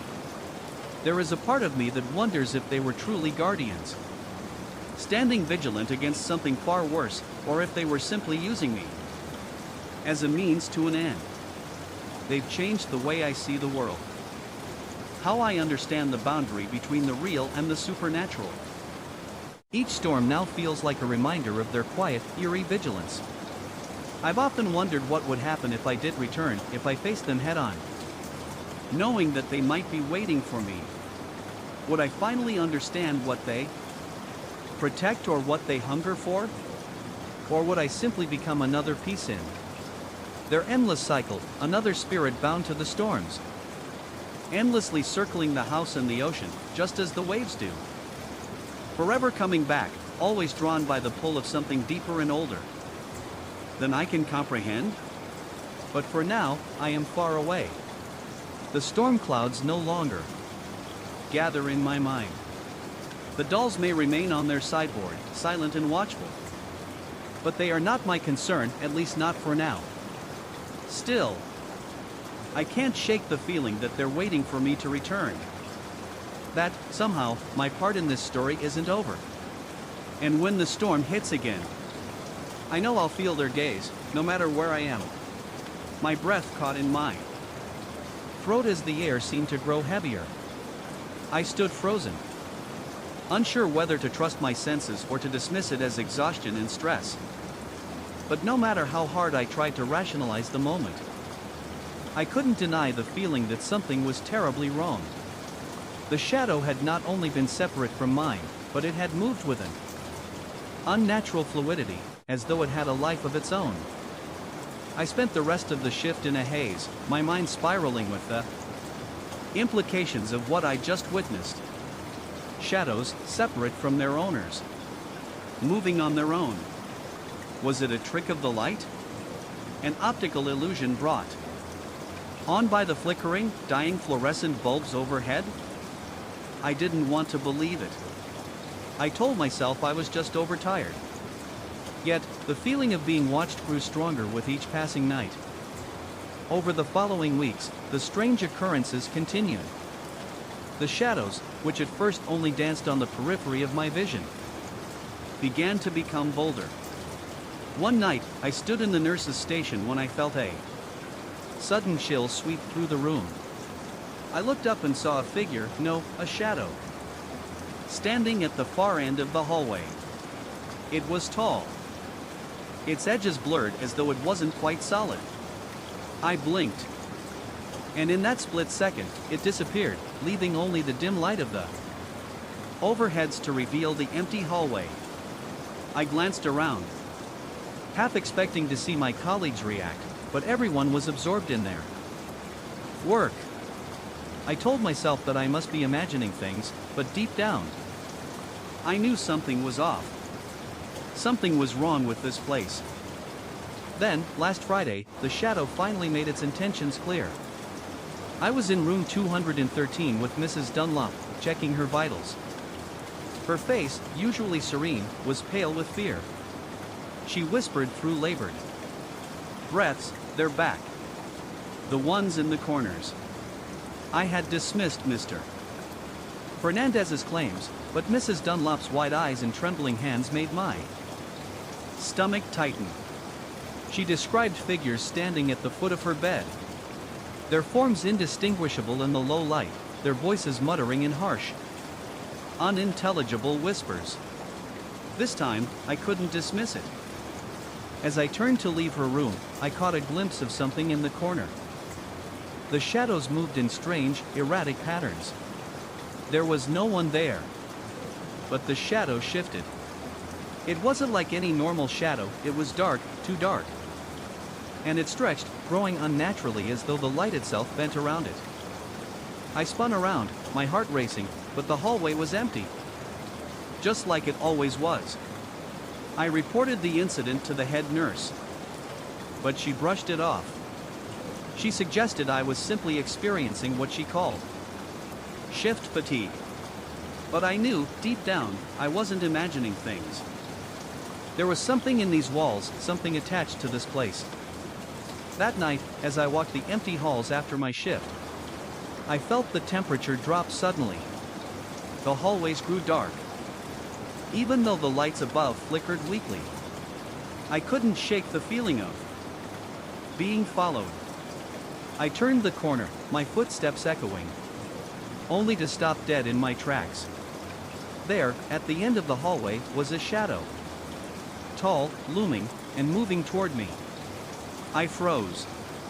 It was impossible to look away as it moved, a dark figure that seemed to defy the light itself. As it came closer, I could feel my pulse quicken, the hairs on the back of my neck standing up. My legs felt like stone, unwilling to carry me any farther. The shadow reached me, and I expected something, anything. But it didn't speak.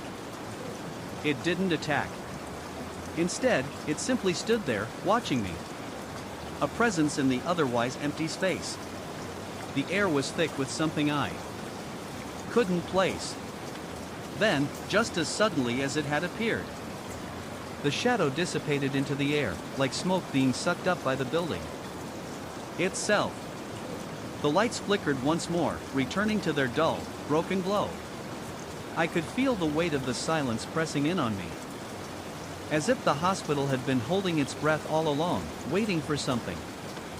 I ran back to the nurse's station, my heart pounding in my chest. My hands were shaking as I grabbed my things, desperate to leave. But before I could even make it out of the hallway, I felt a hand on my shoulder. I spun around, expecting to see one of my colleagues, but there was no one there. Only the shadow of the hallway, now empty, stretching far beyond what should have been possible. I didn't go back the next night. I couldn't. Something in me knew that the shadows were no longer just a trick of the light. They were something more. Something watching, waiting. And now, I'm certain that the St. Augustine Memorial Hospital is no longer just a building. It's a place where something else lives, where shadows move with purpose and intent. And I fear that I've only just begun to understand how deep this darkness runs.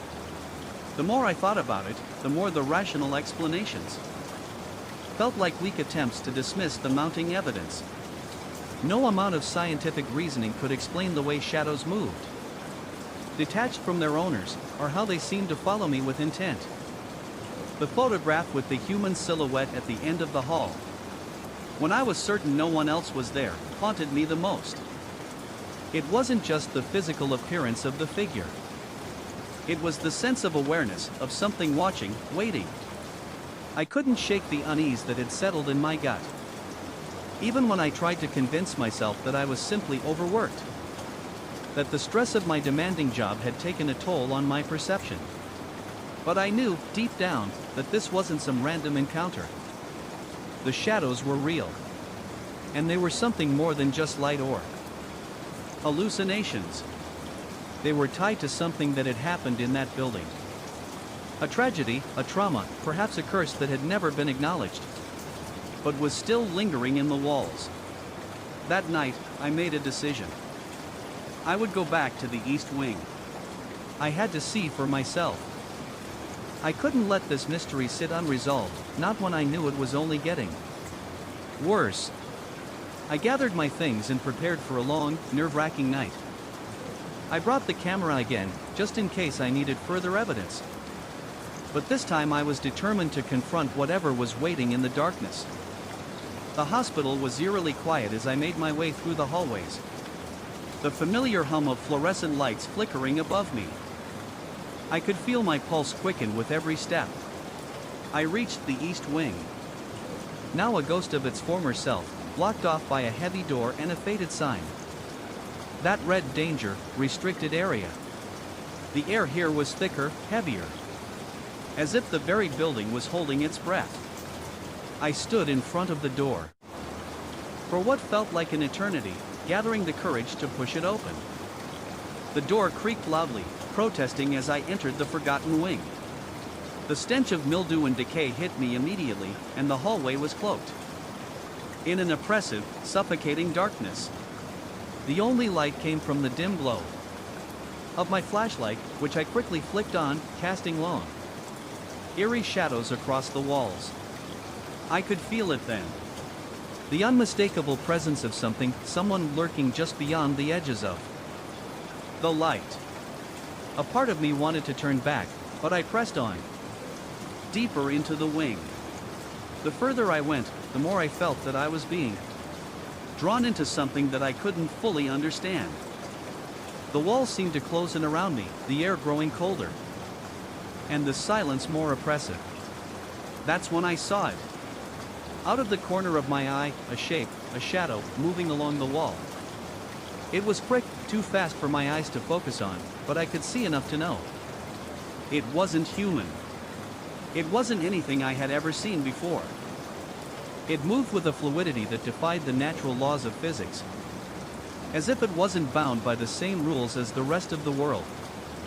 I snapped a photo instinctively, the flash illuminating the hall in a blinding burst of light. When I checked the screen, the image was nothing like what I had seen with my own eyes. The shadow had taken shape, its form was indistinct, but unmistakably present, lingering in the spot where I had seen it, just beyond the reach of the flashlight's beam. 2 o'clock. 10, my heart was pounding in my chest as I continued to move deeper into the wing, the feeling of being watched becoming almost unbearable. I couldn't stop myself from looking, even though I knew I shouldn't. Convinced that whatever I had disturbed was now following me, studying me, waiting for the right moment to strike. I found myself standing in front of a door, one that seemed out of place. It was older than the others. Its wood darker, its handle worn down from years of use. The door creaked open with ease, as if it had been waiting for me. Inside, the room was empty, save for a single, old chair in the center. I approached the chair cautiously, my flashlight's beam flickering. It was then that I realized what was etched into the back of the chair. The same symbol I had seen in the hallway, the one I had found in the old records, the one that had appeared in the photographs. It was a symbol of perpetual vigilance, a mark that had haunted me for weeks. As I traced my fingers over the carvings, the temperature in the room dropped, and the shadows seemed to grow, stretching across the walls in an unnatural way. I could feel a cold breath on the back of my neck, and I knew then that I was no longer alone. Something was in the room with me. Something ancient and powerful, and it had been waiting for me to discover the truth. Before I could react, a loud crash echoed through the building. I spun around, heart racing, only to find that the chair had moved. Its back now facing the door, as if inviting me to sit. But I didn't sit. I turned and fled, my feet barely touching the floor as I ran back down the hallway, the sound of footsteps, my own and something else echoing behind me. I barely made it out of the wing, slamming the door behind me. The shadows seemed to recoil, as though they had been pushed back into their hiding places. I didn't look back. I couldn't. I could feel the weight of the building pressing down on me, the walls closing in. The air growing thick with the presence of something far beyond my understanding. The next day, I handed in my resignation. I couldn't stay in that place anymore.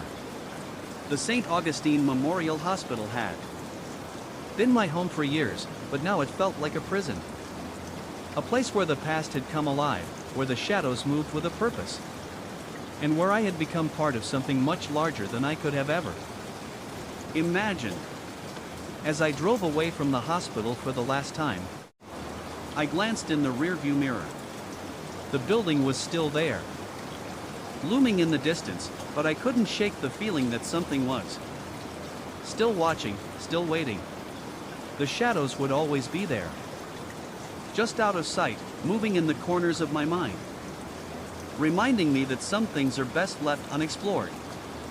And as I moved on with my life, I knew one thing for sure. I would never forget what I had seen, what I had experienced in the halls of that hospital. Some shadows, once glimpsed, are never truly gone. They follow you, always, waiting to find their way back into the light. My breath came in sharp, ragged gasps as I stared at the photos on my phone. The dim glow of the screen casting an eerie light on my shaking hands. Each image was worse than the last, some of the shadows were clearer now, taking on more human-like qualities, and in the final photo, I could almost see a figure standing in the doorway, its features indistinct, but undeniably there. It was as though the camera had captured the moment just before the wall collapsed completely, revealing the hidden horrors behind it.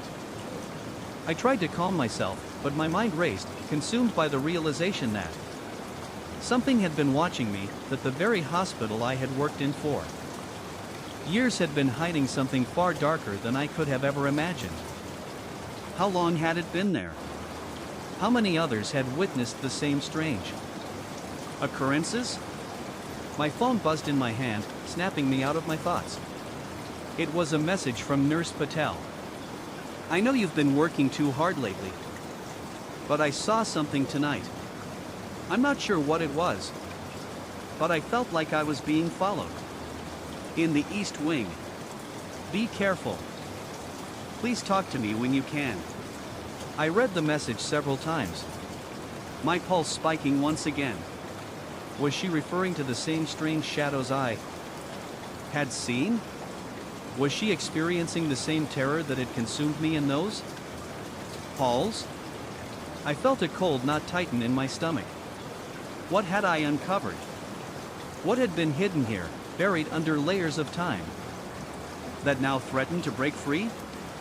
I forced myself to breathe deeply, steadying my hands enough to start the car. my eyes flicked back to the parking lot's entrance.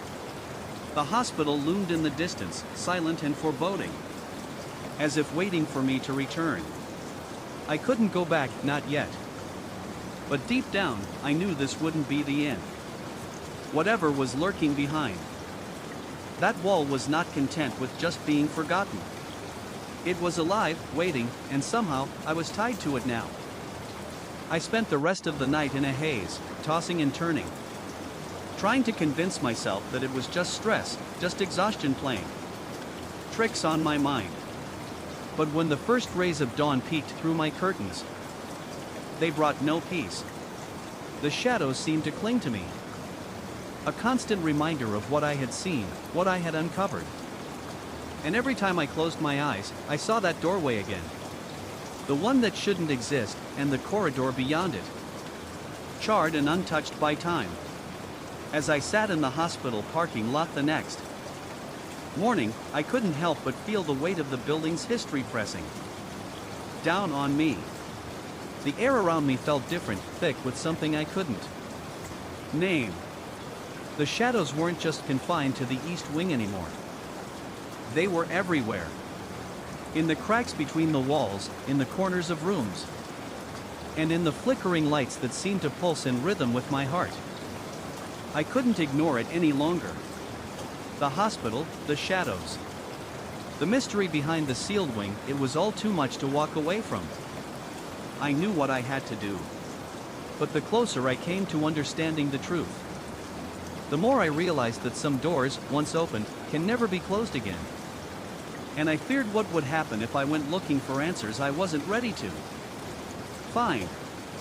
With my mind made up, I texted Nurse Patel. Meet me in the East Wing. We need to talk about what we've seen. As I waited for her response, I glanced at the photos on my phone once more.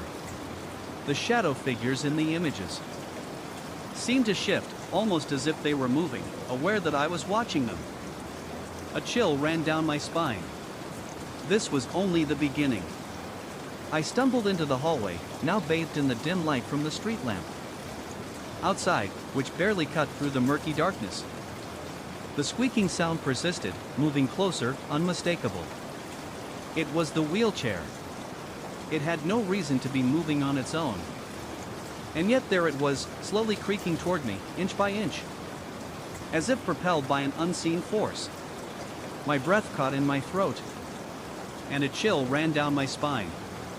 I should have turned and bolted back into my apartment, locked the door, and called for help. But instead, I took a step forward, the hairs on the back of my neck standing on end, drawn toward the chair as if some invisible hand was pushing me closer. The corridor seemed to stretch farther than it should have. The shadows in the corners deeper, darker. Each creak of the wheelchair grew louder, more distinct, as though it was echoing down an endless hallway. When I reached it, the wheelchair was still, as if waiting for me to acknowledge it. The squeaks had stopped. There was no one in the chair. No occupant, but the leather seat appeared freshly worn, as though someone had just risen from it. The rusty metal frame, usually cold, felt warm to the touch, unsettlingly so. My fingers brushed against the armrest, and a jolt of electricity shot up my arm, making my muscles tense with fear. It was then that I noticed it, the faint scent of lavender. It wasn't the sterile, impersonal scent of the hallway. No, this was personal, familiar. My grandmother used to wear a lavender-scented lotion. She had passed years ago, but I remembered the smell as clearly as if she were still alive. I backed away from the wheelchair, my pulse quickening, my breath shallow. The more I tried to step away, the stronger the pull to stay. Near it became. A thought flashed in my mind, don't touch it, but it was too late. My hand reached out, almost involuntarily, brushing the wheel. A sharp, cold gust of wind swept through the hallway, though the windows were all shut. The light above flickered again, this time with more intensity, casting eerie shadows that seemed to move. My heartbeat pounded in my ears, drowning out all other sounds. It felt as if the entire building was holding its breath. I could hear a faint whisper, like someone trying to speak but struggling for words. It was distant, muffled, but unmistakable. I looked around, frantic. But there was no one there. The air felt thick, oppressive, as though the shadows themselves were closing in. And that scent of lavender grew stronger, heavier. I ran, desperate to escape, my heart hammering in my chest. The room seemed to close in on me. Stumbled back into my apartment. I slammed the door shut, the lock clicking into place, but the oppressive feeling of being watched lingered. Through the thin walls, I could hear the faintest creak. The wheelchair slowly turning on its own.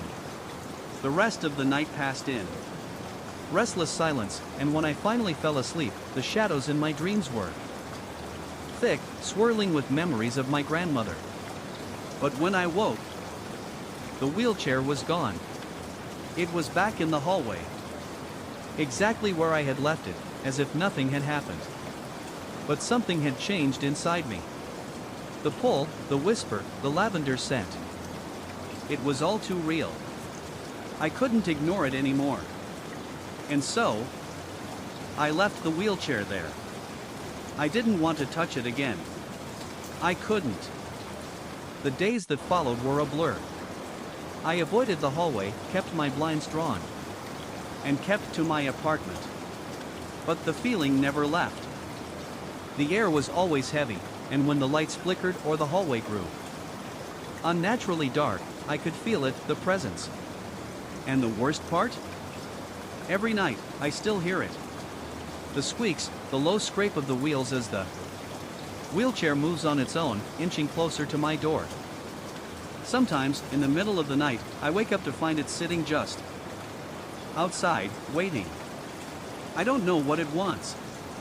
Maybe it's trying to tell me something, maybe it's trying to remind me of something I've forgotten. Something I can't quite grasp. All I know is that I can't escape it. The wheelchair is a link, a doorway to something I don't fully understand. And I fear I may never be free of it. The nightmares never truly stopped. Every time I closed my eyes, I saw the faces of the hooded figures in my dreams, echoing in the silence of my room. The same metallic hiss. The rusted wheels turning in the back of my mind. And every time I close mine, that moved with me, stalking me from the corners of my dreams. The mornings were no better. I'd wake, drenched in sweat, heart pounding. And the chair would still be there, silent, unmoving. But never far from my thoughts. Over the next few days, I found myself trapped in a cycle of dread. I couldn't bring myself to touch the wheelchair, but I couldn't escape it either. It was there, always lingering at the edge of my vision. I'd see it out of the corner of my eye, waiting for me, watching me. The marks on my arms never faded. Each new rust streak felt like a reminder of something I couldn't quite grasp. And the scent of metal, faint but persistent, was always in the air, lingering like an unwanted memory. I thought about getting rid of the chair. I even considered throwing it out, taking it to a junkyard. Anything to rid myself of its presence. But every time I touched it, it felt wrong. As though doing so would unleash something far worse. The chair was no longer just an object. It was an anchor, tying me to something I couldn't explain, something that refused to let go. The breaking point came one night when I woke up to the unmistakable sound of the chair moving again. It was so real, so vivid, that for a moment, I couldn't tell if I was awake or still in a dream. I had to check. I had no choice. My body moved on its own, my feet carrying me out of bed and down the hall, through the darkness, toward that damned wheelchair. As I approached, I saw it there, just as I expected. But this time, it was different. The chair wasn't sitting still. It was moving slowly, almost imperceptibly, like it was aware of my presence. Waiting for me. The rust trail that had once been faint was now much thicker. As if it was actively pulling itself toward me. My heart raced, and the room seemed to shrink around me. I took a step back. A wave of nausea rolling through my stomach. The chair stopped moving, but it seemed to breathe, to pulse with some kind of life that wasn't its own. And then, the worst part, the whisper. It was faint, almost a hiss. But unmistakably clear, "Stay with me." I don't know how long I stood there. My mind struggling to process what I was hearing. Was it my imagination? Was I losing my grip on reality? The whisper came again. More insistent this time. "Stay with me." That was when I knew. I had no choice. I had to leave. I couldn't stay in this apartment, not with that thing still. Here, slowly pulling me toward it, claiming me as its own. I couldn't keep ignoring the pull it had on me. It was more than just a chair. It was a curse, an anchor, something ancient and twisted that had latched onto me the moment I accepted it. I grabbed my bag, gathered what little I could carry, and left without a second thought. The weight of the chair's presence loomed behind me, as if it was right there, watching me leave. Waiting for me to come back. I found a new place to stay. Far away from the old building. The apartment feels lighter, but the fear still lingers. I still hear the occasional squeak. The rusted wheels turning in the back of my mind. And every time I close my eyes, I see the twisted silhouette of the wheelchair, waiting for me. I don't know if I'll ever truly escape. It's as though something has been left behind, tethered to me, and no matter how far I run, it will always be there. Quietly waiting. Maybe I'm just paranoid. Maybe I've convinced myself it's real. But deep down, I know I'll never forget the whisper. And I'll never forget the rusted trail it left behind, leading me deeper into its grasp. My heart skipped a beat as I stared at it. The wheelchair placed exactly where I had left it in the basement storage. There was no possible way it could have moved on its own. I had locked the door behind me. Yet here it was, in the same spot it had occupied before, the rust-streaked wheels glistening in the dim light of the living room. The air in the room felt colder than usual, and the oppressive sense of dread crept back into my chest. I stood frozen, unable to tear my eyes away from the chair. Then, as if it had been waiting for me to notice, the wheels shifted.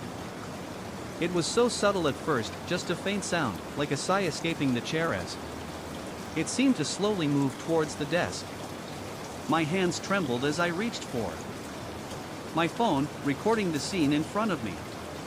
I couldn't believe what I was seeing.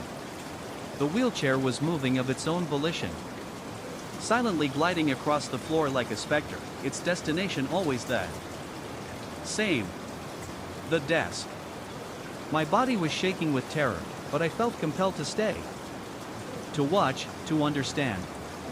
The closer it got to the desk, the more the room seemed to close in around me. I could feel the weight of something watching me from the corners of the room. Unseen but undeniably present. The rust trails were still there, though faint, trailing behind the chair as it rolled toward the desk. When it reached the desk, the chair stopped.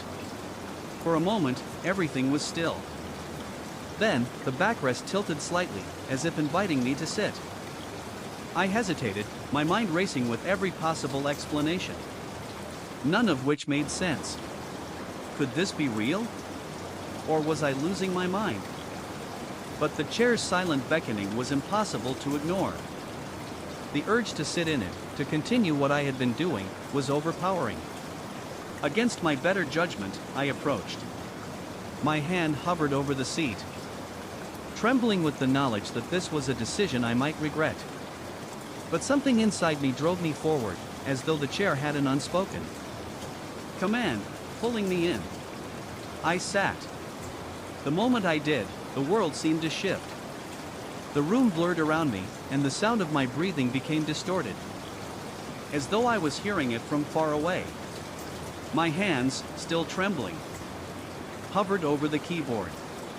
Without thinking, my fingers began typing again. The same fevered urgency that had overtaken me before. The words spilled out, as though the chair was controlling me, dictating the pace, the rhythm of my writing. The screen flashed with new text. Words I didn't recognize, stories of someone who wasn't me. Living a life that wasn't mine. The sentences twisted into a narrative I couldn't comprehend, yet I continued typing. I couldn't stop. I felt like I was trapped in the story, no longer in control. The sensation of cold seeped into my bones. My pulse quickened, and I realized I could no longer feel my legs. The chair seemed to bind me to it, locking me into place, forcing me to keep writing.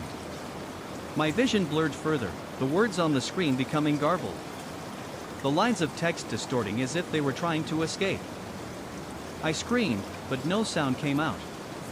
My body was frozen, trapped by the chair. By the words, by something far greater than myself. The room, the apartment, the entire world faded away, leaving me in the dark embrace of the chair's power. And then, just as suddenly as it had all begun, the chair stopped. The words on the screen stopped. I sat in silence, still and unmoving, as the reality around me snapped back into place. The rust streaks on my sleeves, the cold in my chest, it all remained, but the chair had released its grip. I was free. But at what cost? I bolted from the desk, leaving the chair behind. The room felt suffocating, the air thick with the smell of rust and metal. I ran to the door, yanking it open, but as I looked back, I saw it. The chair, silently waiting for me, as though it knew I would return. I don't know what will happen next. I don't know if the chair's power is truly broken, or if it's merely biding its time, waiting for me to let my guard down. What I do know is that it's not over. It never will be. The wheelchair isn't just an object. It's a presence. A force that exists between the spaces of reality, feeding on fear, on desperation, on the need to be seen. And for some reason, it has chosen me. I don't think I'll ever be free of it.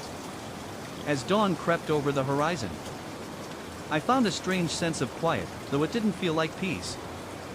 The air in the apartment still carried the remnants of the night's dread, the weight of the events still pressing on my chest. I couldn't shake the image of the wheelchair sitting on the street, its rusted wheels glinting in the weak morning light, as if waiting. I tried to convince myself that I had rid myself of it. The chair was gone.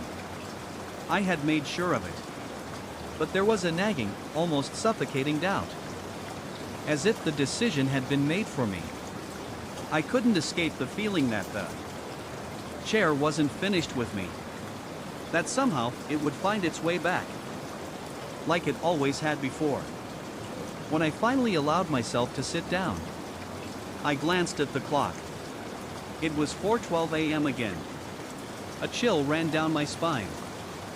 I stood up abruptly, heart racing, eyes darting to the living room door. The sound came, soft at first, a faint squeaking. It grew louder, rhythmic, deliberate. The unmistakable sound of the wheelchair's wheels turning in the hallway outside my door. My body tensed, panic clawing at my throat as I froze, unable to move. I wasn't dreaming. I couldn't be. The chair, somehow, had made its way back. It was as if it had never truly left. The squeaking stopped just outside the door. My breath caught in my throat. The world around me now suffocatingly silent. I heard nothing, no metal creaking, no shuffling, just the oppressive weight of waiting. For a long moment, I stood frozen, hoping, praying that it was nothing. Just my mind playing tricks on me. But then, I heard it. The unmistakable scrape of metal against wood. The sound of the chair moving toward me, even though I had left it outside. My pulse hammered in my ears as I slowly turned toward the door. The handle jiggled. Someone, or something, was on the other side. The door creaked open ever so slightly, enough to see a shadow in the narrow crack. The wheelchair was there, right where I had left it, sitting motionless at the threshold of my apartment. The rust seemed to glimmer in the low light as if the chair had been waiting, patient in its return. I knew, with cold certainty, that I couldn't escape it. The chair had followed me back inside, just as it had the first time. It was no longer just an object. It was something more, something darker. Something that I had unwittingly invited into my life. I didn't have the strength to face it again. My mind screamed for me to leave, to run far away from this place. But deep down, I knew that no matter where I went, the chair would always find me. It had already made its mark, and there was no erasing it. I stepped back from the door, my hands trembling, my breath shallow. I didn't want to look at the chair, but I couldn't tear my eyes away. As the sun began to rise, I understood the truth. There would be no escaping it. The figures led me to a large, dimly lit room. At the center, there was an altar, its surface draped in a dark cloth. The smell of incense thickened the air, and the flickering candlelight danced in the shadows, casting long, distorted shapes across the room. The figures gathered around the altar, their hoods tilting toward me, as though they were waiting for me to join them. I tried to move, but my feet felt as though they were glued to the floor, heavy and unresponsive. A low whisper filled the room, unintelligible at first. But then a single word pierced through the murmur, "Come." I didn't want to, but something deep within me stirred, pulling me forward. My legs moved of their own accord, despite my mind screaming for me to stop. As I approached the altar, the figures parted, allowing me to stand in front of the cloth-covered surface. I hesitated, not understanding why I was here or what they wanted from me. One of the figures stepped forward, raising a gloved hand. A cold chill ran down my spine as their hand extended toward the cloth, pulling it away to reveal a mirror. It was unlike any mirror I had ever seen, its frame twisted and gnarled, like roots of some ancient tree. The glass shimmered with an otherworldly light, distorting the reflection. In the mirror, I saw myself, but not as I was. The face staring back at me was gaunt, hollow-eyed, and the reflection smiled at me with an unsettling familiarity. I stepped back in shock, but my reflection remained still, almost mocking me. The figures began to chant in unison, their voices low and resonant. The air vibrated around me, and I felt a pressure building in my chest. The reflection in the mirror began to shift, its features blurring as though the very essence of who I was being torn apart. Panic surged in my veins as I tried to pull away from the mirror. But my feet were stuck once again. My breathing became shallow, my heart racing, each beat echoing in my ears.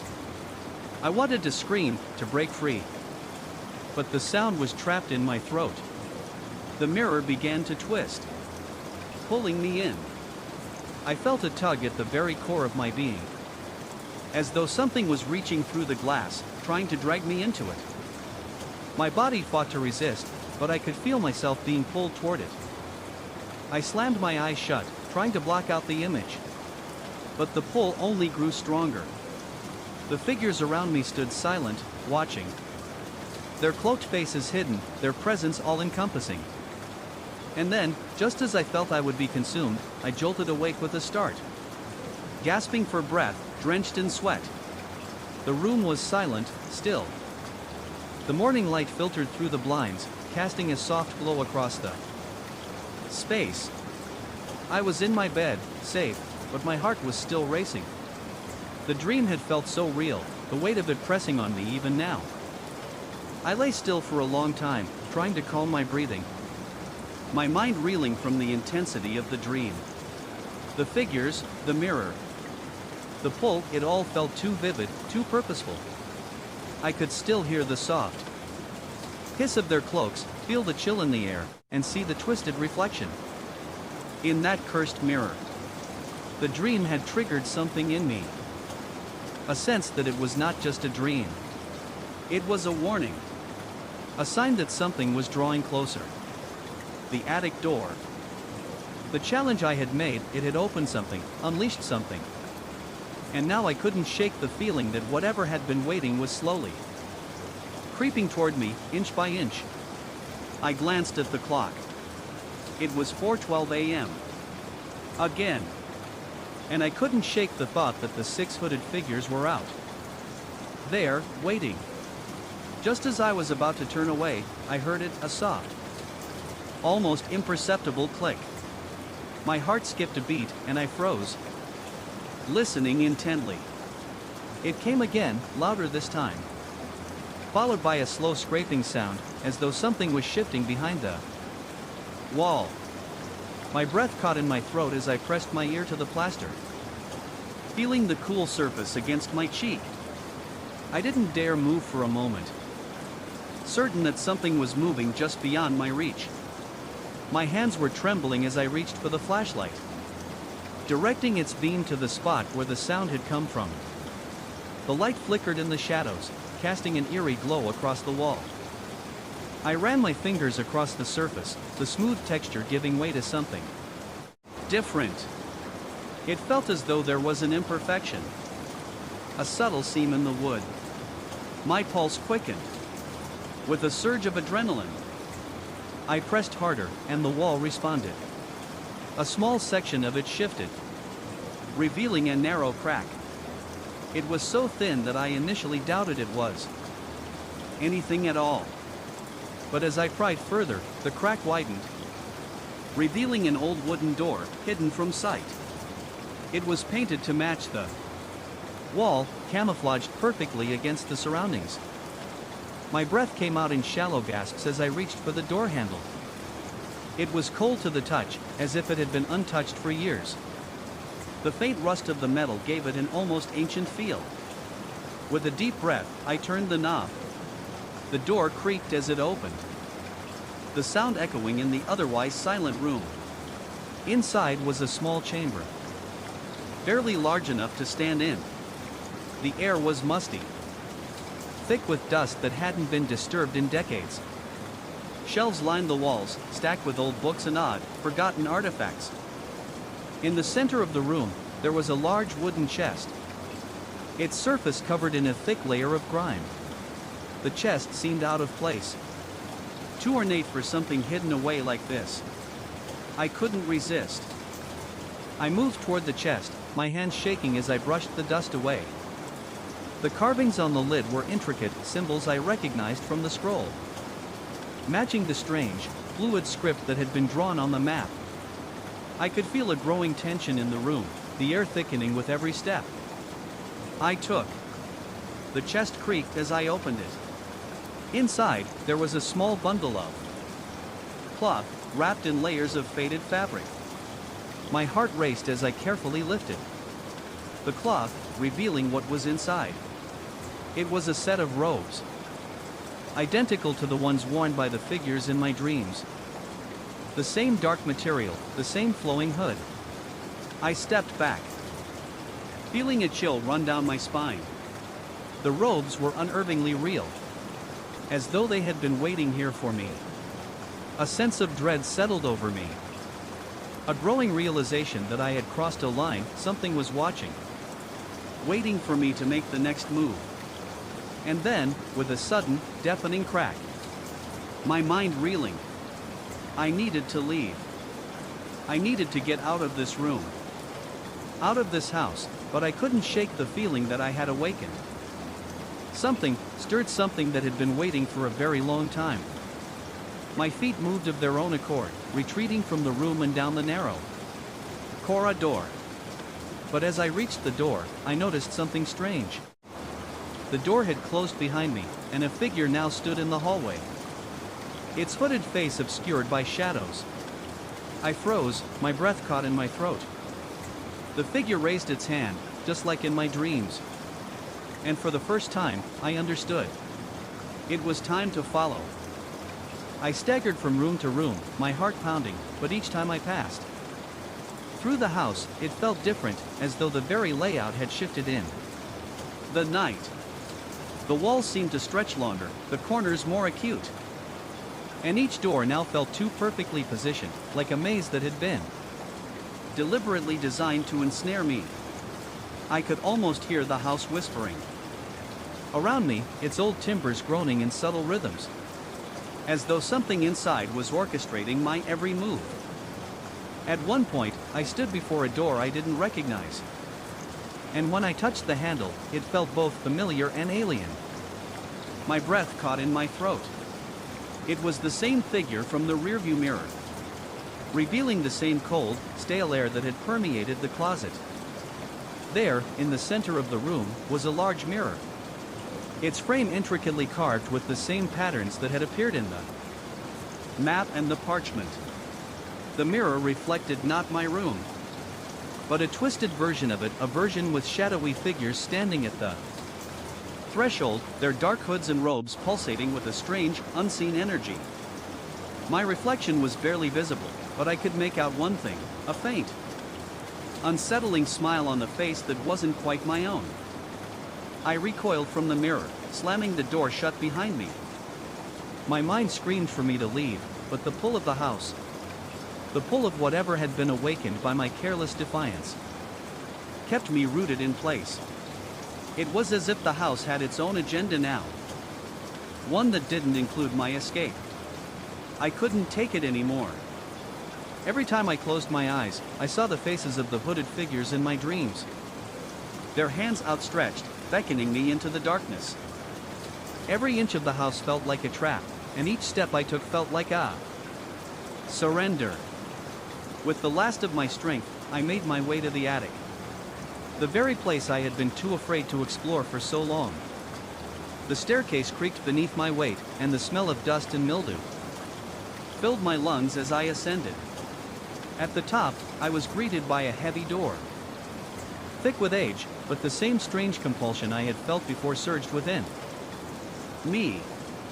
I turned the knob, and the door opened with a groan of protest. Inside was a small room, its walls covered in strange symbols and carvings that mirrored those in the map and on the parchment. At the center of the room, on an old wooden pedestal, sat a small, ornate chest. The air around it felt charged, like a live wire waiting to snap. I approached the chest, my hand shaking as I reached for it. The moment my fingers brushed the surface, I felt it, a sharp, electric shock that made me stagger back. But the chest was still there, waiting for me to open it. I could hear my own heartbeat pounding in my ears as I knelt before the chest. Taking a deep breath, I slowly lifted the lid. Inside was a single, wrapped bundle, its edges frayed with age. As I unwrapped it, my breath caught in my throat. The bundle contained another robe identical to the ones in my dreams. But this one had a small, silver key sewn into the hem. A key that glinted in the dim light, as if it had been waiting for me all along. I knew, without a doubt, that this was the key to what had been haunting me. The question was no longer if I would follow the path laid before me, but how far I was willing to go to uncover the truth behind it all. Would I be able to leave the house behind? Or had it already claimed me as its own? But it didn't. Instead, there was the familiar, mundane street, bathed in the soft light of the early morning. No corridor, no torches, just the quiet of the world outside. Yet something still felt off. The air was too still, too expectant, like the calm before a thunderstorm. I stood in the doorway for a long moment, heart still racing, my eyes scanning the empty street, hoping for some sign that I had truly escaped. But nothing moved. No shadows, No figures lurking in the corners. Just silence. I stepped into the sunlight, feeling the warmth on my face for the first time in days. But as I closed the door behind me, something caught my attention, something faint, but unmistakable. The sound of footsteps, slow and deliberate, echoing in the hall behind me. I whipped around, half expecting to see that robed figure. But all I saw was the closed door. And the silence that followed. But my heart, hammering in my chest, told me the truth, I wasn't alone. I never had been. For a moment, I thought I might be losing my grip on reality. But deep down, I knew the truth. I had barely begun to scratch the surface of whatever dark presence had been awakened in that house. The house wasn't done with me. It never would be. I woke up each morning, went to work, and returned home to an empty house. The silence was palpable. A constant companion, but it was a silence I had grown accustomed to. I often found myself glancing at the spot where my dog used to sleep, or by the door where he would always wait for me to come home. But over time, I had convinced myself that his presence, while still in my heart, was no longer in the house. I had moved on, or so I thought. That is, until one night, when the barking pierced the stillness of my sleep. I jerked upright in bed, my mind immediately rushing to the years-old memory of my dog. The sound was too clear to be a figment of my imagination, too sharp to be mistaken for anything else. I lay frozen in the darkness, my heart pounding. The bark came again, closer this time, echoing through the walls. It was followed by the sound of paws skittering on the floor, the unmistakable click-clack of claws against wood. My body felt frozen, trapped under an invisible weight. I didn't want to move. I didn't want to look. But the sound was undeniable. I slowly rose from bed, my legs shaking with each step as I crossed the room toward the hallway. The barking continued, louder now, as though the animal was circling the house. I could hear it pacing back and forth. The hairs on the back of my neck stood on end. I reached the hallway and, as if drawn by some invisible force, my eyes fell on the spot where my dog used to curl up. It was empty. There was no dog. And yet, the sound of barking and scratching filled the house with an urgency I couldn't explain. In that moment, I understood. My dog was gone, but something in this house was trying to remind me of his presence. A memory, a spirit, or something far more unsettling, had anchored itself here, unwilling to let go. The thought sent a chill down my spine. Was it possible that he was still here? In some form I couldn't yet understand? Or was something else in the house pretending to be him? I stood frozen, staring at the empty spot where he used to lie. And then, as suddenly as it began, the barking stopped. The house fell silent again, as if nothing had happened. The silence was suffocating, pressing in on me, leaving only the echo of those barks ringing in my ears. I stood there for what felt like hours, too afraid to move, too afraid to breathe. The room was colder now, and the floorboards creaked as though the house itself was settling into a deep, heavy silence. It was only then that I realized whatever presence had been trying to get my attention was still with me, watching. And it wasn't done yet. The eerie sensation lingered long after the barking faded.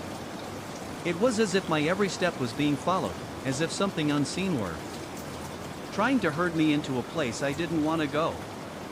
The hallway stretched before me, the shadows growing longer as the night wore on.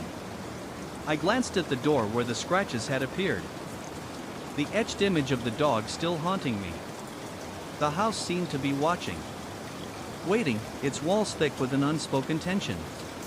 I couldn't shake that feeling that I was being drawn into some kind of ritual. The commands, the scratching, the odd behavior of the alarm clock. All of it pointed to something far more sinister than just a lingering memory. I found myself standing at the edge of the hallway, staring at the shadows that now seemed to twist and move in the dim light. I hesitated, unsure of what I might find if I followed the barking, or if I even should.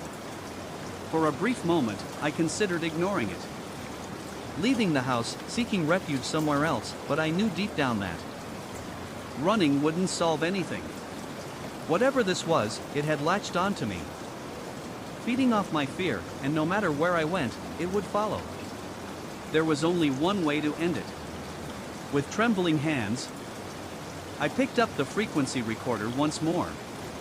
My heart raced as I turned the device on, the static buzzing in the silence like a warning. I held my breath, and as the recorder hissed, I waited.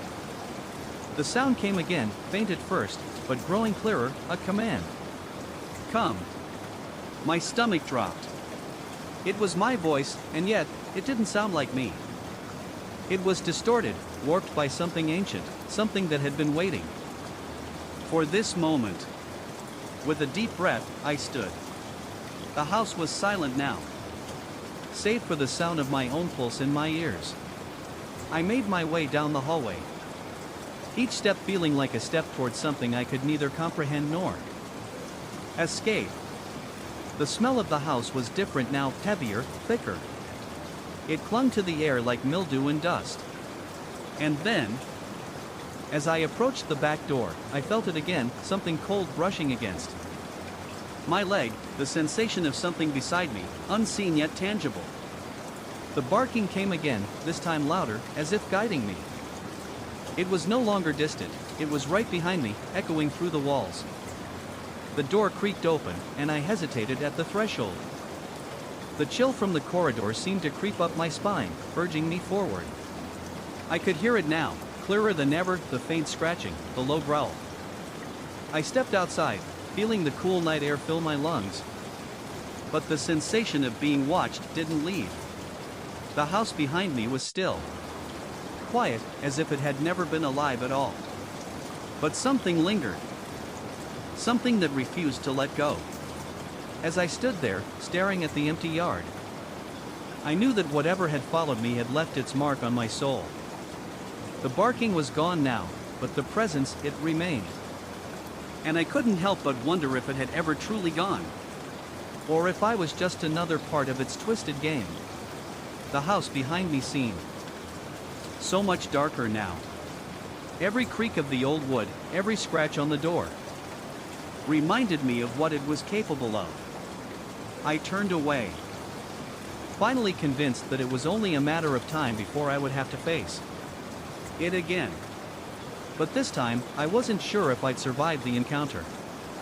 The house had a hold on me now, and deep down, I knew it wouldn't let me go. Until it had taken everything.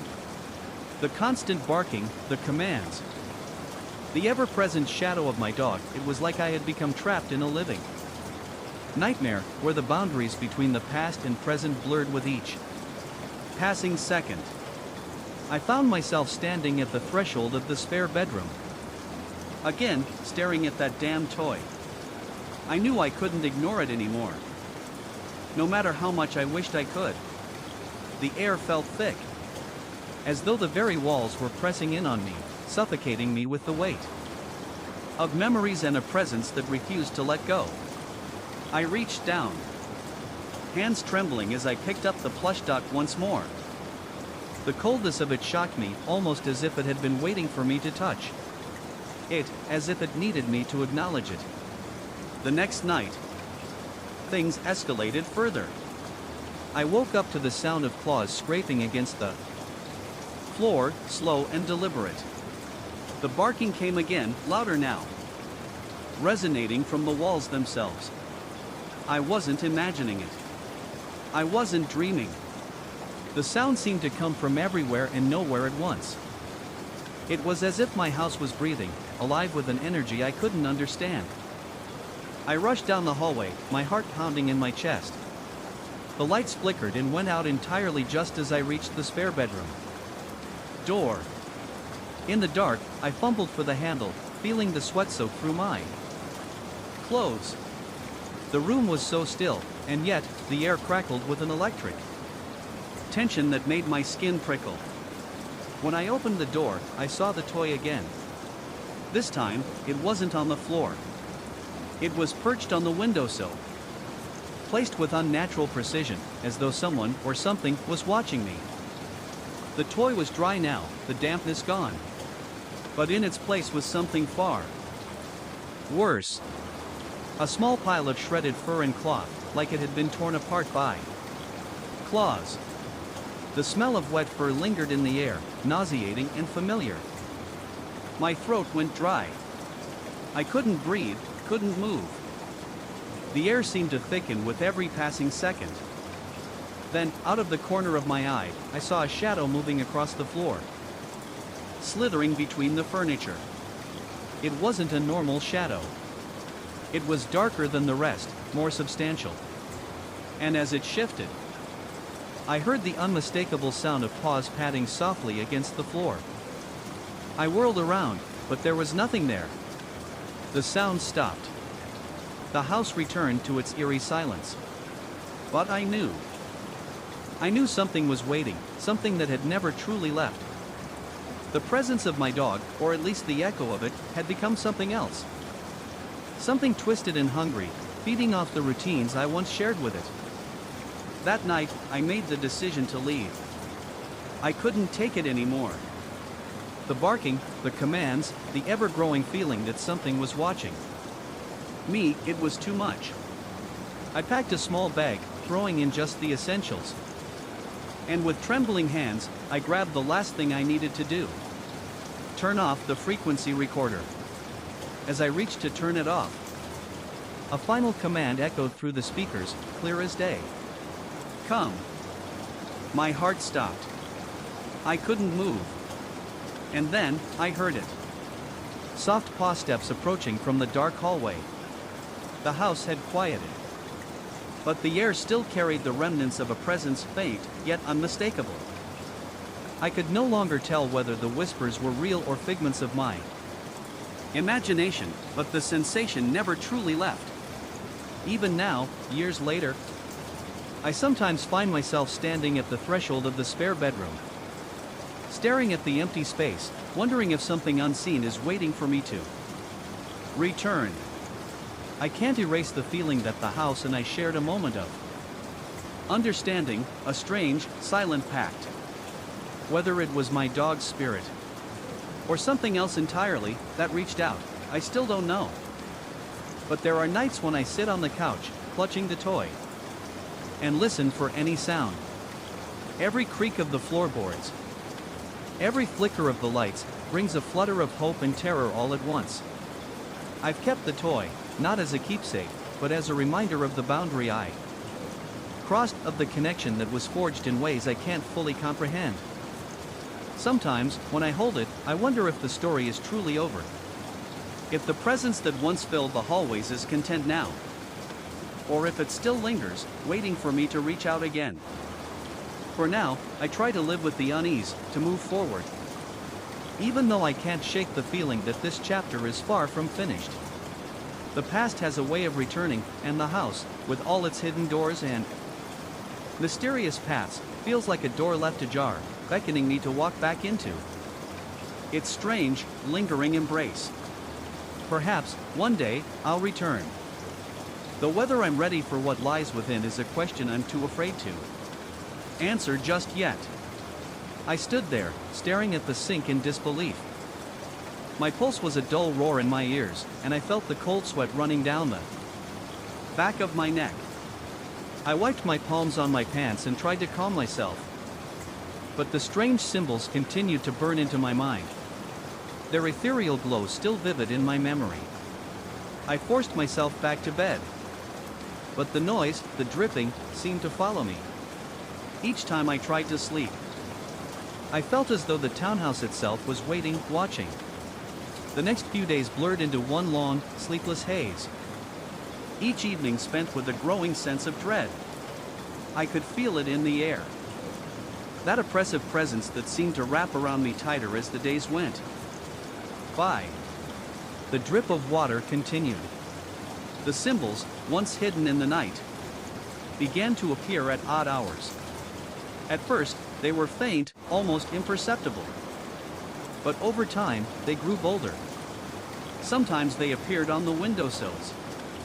Other times on the walls, etched into the wood as though scratched by invisible claws. I tried to scrub them away, but no matter how much I cleaned, they reappeared, as if the house itself was resisting my efforts to erase them.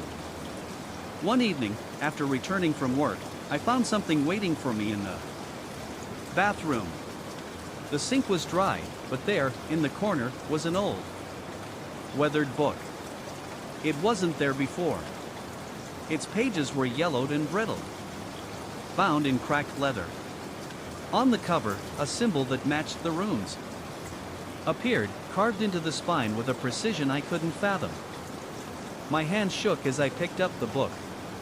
I felt a chill run down my spine. And I knew, deep down, that opening it would change everything. My hesitation lasted only a moment before I flipped it open. The pages inside were filled with more runes, but this time they were accompanied by strange diagrams, maps, sketches of symbols, and strange, cryptic words written in a language I couldn't recognize. My heart pounded as I flipped through the pages.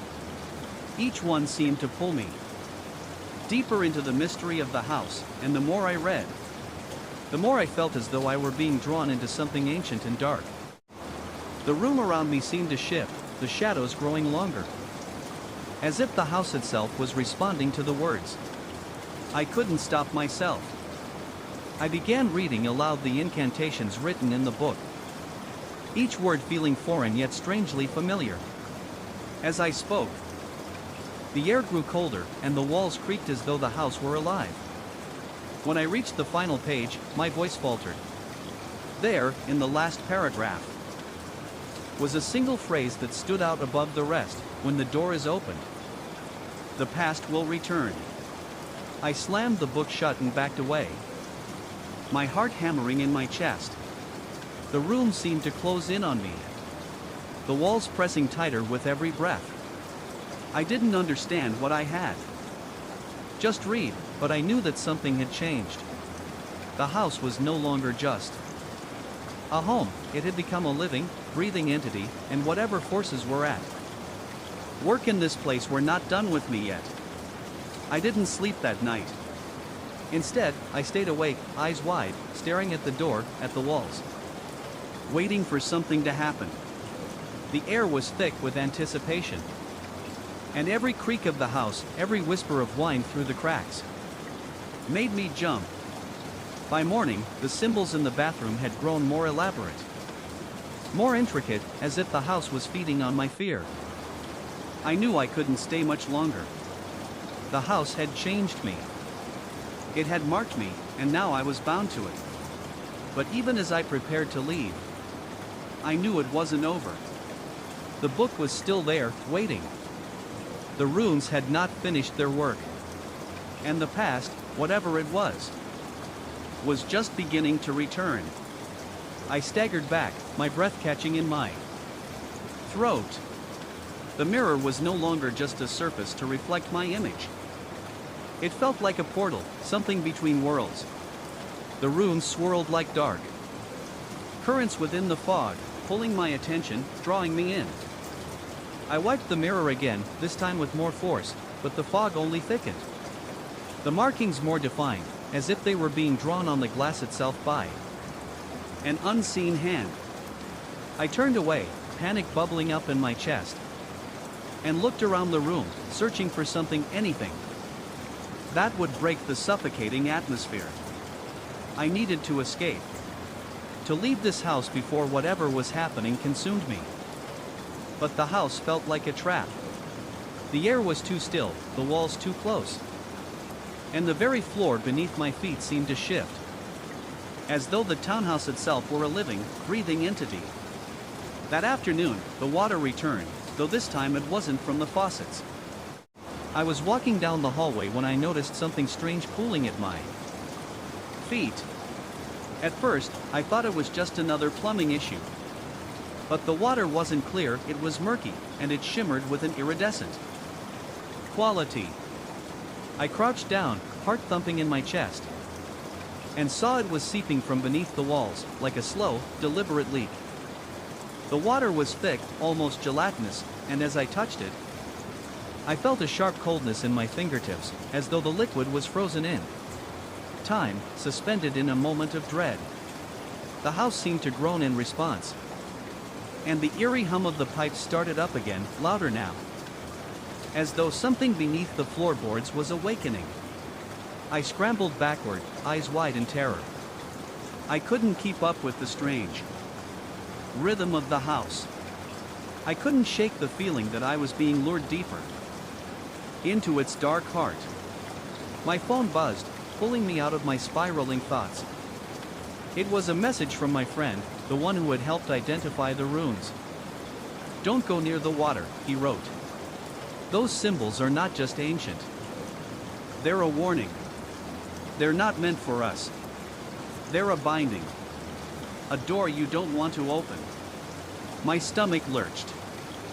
I had known, deep down, that the house wasn't just some rundown place with quirky plumbing problems. But reading those words made the reality of the situation crash down on me. I was dealing with something far beyond mere folklore. The townhouse had become a cage, and I was its prisoner. I glanced toward the hallway again, at the thick water creeping across the floor, and felt a surge of resolve. I had to leave. But before I could take another step, the water surged forward, pushing itself in waves toward me, as though alive, responding to my every thought, every instinct. I felt it reach for my feet, cold and relentless, as if the house were trying to drag me under. I bolted for the door, but as I reached for the handle, I heard it, a low, deep growl, as if the house itself were warning me to stop. My hand faltered, and in that moment, I felt something brush against my leg. Faint, cool, like the soft touch of fur. I whipped around, expecting to see nothing, but there, just beyond the doorframe, stood a figure. A tall, thin shape draped in shadows. It had the unmistakable outline of a person, but its features were shrouded, just out of focus. It didn't move, didn't make a sound. It simply stood there, waiting. The air thickened, suffocating me, as if the very room was closing in. I swallowed hard, heart hammering in my chest. The figure didn't approach. It didn't need to. Its presence filled the space, weighed down on me, making it impossible to move. I stared at it, feeling the pull of something deep and ancient in the air. The house seemed to be holding its breath, waiting for me to make the next move. And then, with a sudden, deafening crack, the floor beneath my feet buckled. The lights flickered, and the sound of water crashing against the walls filled the space, drowning out all reason. The house was no longer a place I could escape. It had become something else, something older, darker. And as I watched that figure step closer, I realized that I might never leave. I froze, my heart stumbling in my chest. The figure behind the glass seemed to move, its features barely discernible, but its intentions were clear. It was pleading. The chill in the air thickened, and I felt an unspoken connection forming between me and whatever that thing was. Trapped within the glass, desperate to break free. My mind screamed for me to run, to look away, to leave this place behind and never return. But my feet were rooted to the ground, my eyes locked with the figure's silent plea. The more I stared, the more it felt like something was happening in the space between us. The water on the sink swirled and flickered with an eerie light, as though trying to communicate, to bridge the gap between the real world and whatever lay beyond. I could hear the faintest whisper, like the rustle of fabric, or maybe it was just the hum of the pipes. But it felt like words, just out of reach. My breath quickened, and my pulse shot up as I struggled to make sense of it all. The figure in the mirror began to take shape more clearly. Its features sharp now, but still shrouded in the same misty condensation that clouded my own reflection. It was as though it was trying to mimic me, to take on my own expression, but the longer I stared, the more I realized it was growing more distinct from me, more alive in a way that I could no longer ignore. I reached out instinctively, my hand trembling as it neared the glass, and in that moment, the figure's hands moved too. It pressed harder against the mirror, its palm sliding across the glass as though it were trying to reach me. My breath caught in my throat. It was the same figure from the rearview mirror. But this time, it wasn't just from the sink. It was coming from the mirror. I watched, horrified, as water began to pool inside the glass, seeping from the edges, as though the mirror itself were bleeding. Panic surged through me. I could feel the grip of terror tightening around my process. The figure's eyes, which had once been hazy, now locked onto mine with an intensity that sent a shiver down my spine. I was no longer looking at a reflection. It was something else. Something that had crossed over, tethered itself to this space. And it was waiting for me to do something. I forced myself to move, heart racing as I backed out of the bathroom, never taking my eyes off the mirror. The figure in the glass was still there, its outline faint but present. Reaching for something it couldn't have. My hands trembled uncontrollably as I tried to shut the bathroom door. But the latch wouldn't click. It was as though the house itself was preventing me from escaping, from closing that door to the haunting reality I had just glimpsed. I finally managed to force the door shut. But the image of that figure lingered in my mind. The faint sound of dripping water echoed in the walls, no longer confined to the bathroom but spreading, filling the house like a slow, creeping flood. I stood in the hallway, panting, feeling the weight of whatever was happening pressing down on me. There was no more denying it, I wasn't alone in this house. Something, or someone, was waiting for me to make the wrong move. The tension in the air was thick, like the calm before a storm. I didn't know how much longer I could endure this, or if it would ever stop. The water, the runes, the figure, it all felt like a warning, a call to action. But what was I supposed to do? How could I stop whatever had crossed into my world from escaping back into its own? And more importantly, would I ever be able to leave this house, or was I already bound to it? Tied by the very things I had been too afraid to confront? The questions gnawed at me, relentless and unanswered. As I stood there in the dim light of the hallway, feeling the house breathe around me, waiting. My breath caught in my throat, the air around me thickening. As I gripped the steering wheel tighter, the creature in my rearview mirror stared back at me with malevolent intent, its eyes glowing with a sickly, otherworldly light. It wasn't human, but it was real. More real than anything I had ever encountered. Its twisted grin spread wide across its face, revealing teeth far too sharp to belong to anything of this world. My heart raced, but my body refused to obey. I couldn't tear my eyes away from the mirror. The red skin, the horns, the sinister eyes, they were not a trick of the light, nor some manifestation of stress.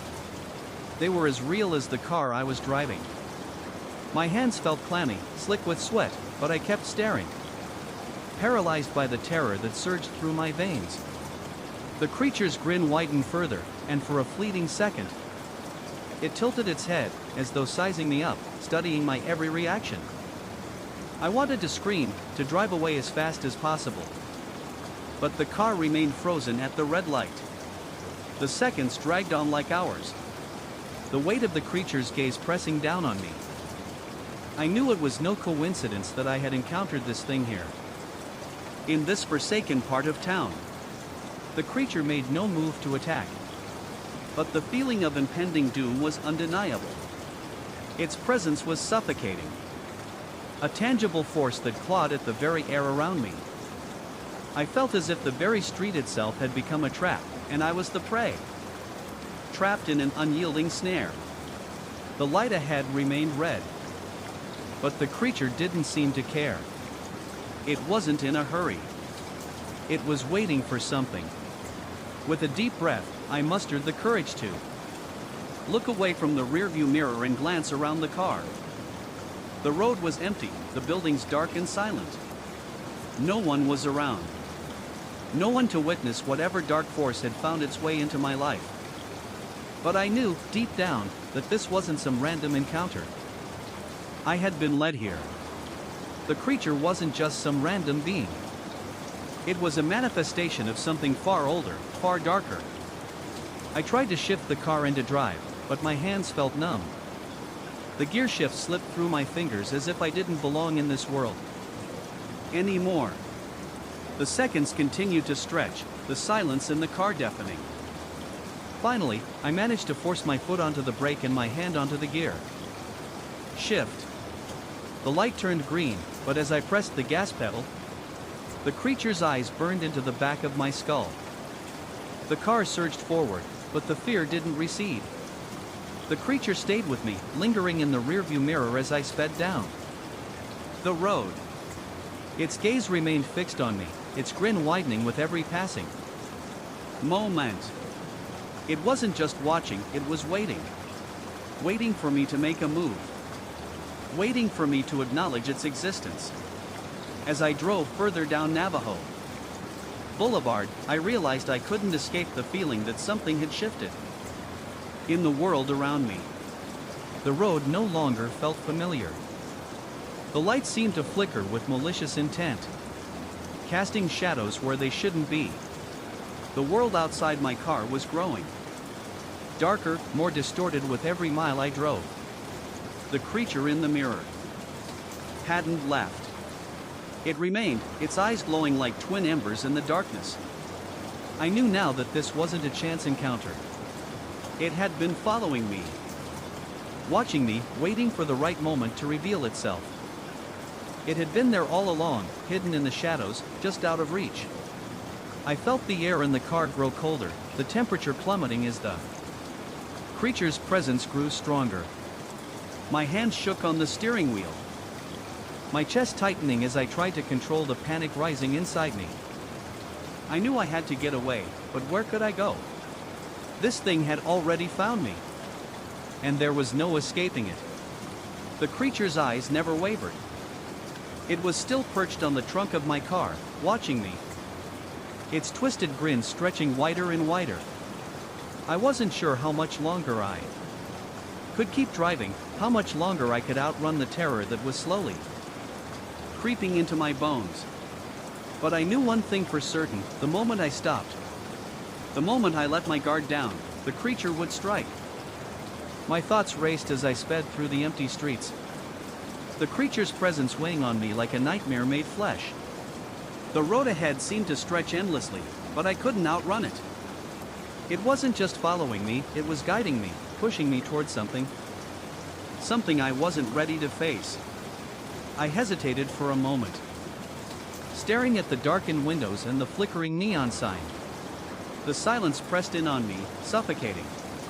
The scent of wet earth seemed to cling to the air around me, even as I walked toward the door. My fingers brushed against the cold metal handle, and I pulled it open. The door creaked, the sound unnaturally loud in the silence. The inside of the station was just as unsettling. The aisles of snacks and drinks sat untouched, the shelves dusty and undisturbed. A faint hum from the flickering light above filled the empty space. I walked slowly, my senses on high alert, expecting something, or someone, to appear at any moment. My footsteps echoed in the abandoned space. But there was no one. No clerk. No signs of life. I reached the counter. And there, behind the register, lay a stack of faded receipts, as if someone had left in a hurry. I ran my fingers over the counter, noting how cold it was, as though the place had been untouched for years. The hairs on the back of my neck stood up, a feeling of being watched creeping up my spine. I turned quickly, scanning the station. half expecting to see the creature standing in the doorway, watching me with its cold eyes. But there was nothing. Just the quiet, oppressive stillness. I should have left. Should have gotten back into the car and driven as far away as possible. But something kept me rooted to the spot. A sense of dread, yes. But also a deep, gnawing curiosity. As I stood there, staring into the dark windows, I caught a glimpse of something strange in the reflection. A shape, small but distinct, standing just outside the door. My breath caught in my throat.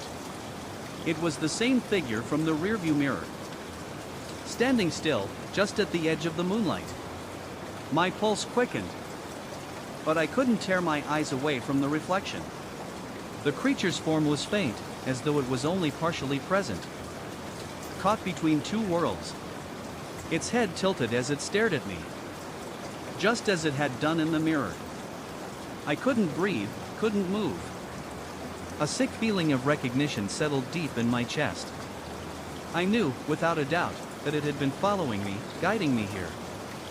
That it wanted me to see it. The creature took a step forward, its legs never moving, gliding over the ground like it had before. My heart skipped a beat. My legs shook, and I had to steady myself against the counter. Then, just as quickly as it had appeared, the figure vanished from the reflection. I turned around in a panic, expecting to see it standing in the doorway, but there was nothing. The station was empty, as lifeless as it had been before. I stumbled back, almost falling as I tried to make my way to the door. My legs were unsteady, my mind spinning. My only thought was to get out, to escape, to leave this place behind. As I reached for the door, I heard it again. The scraping, low and grinding.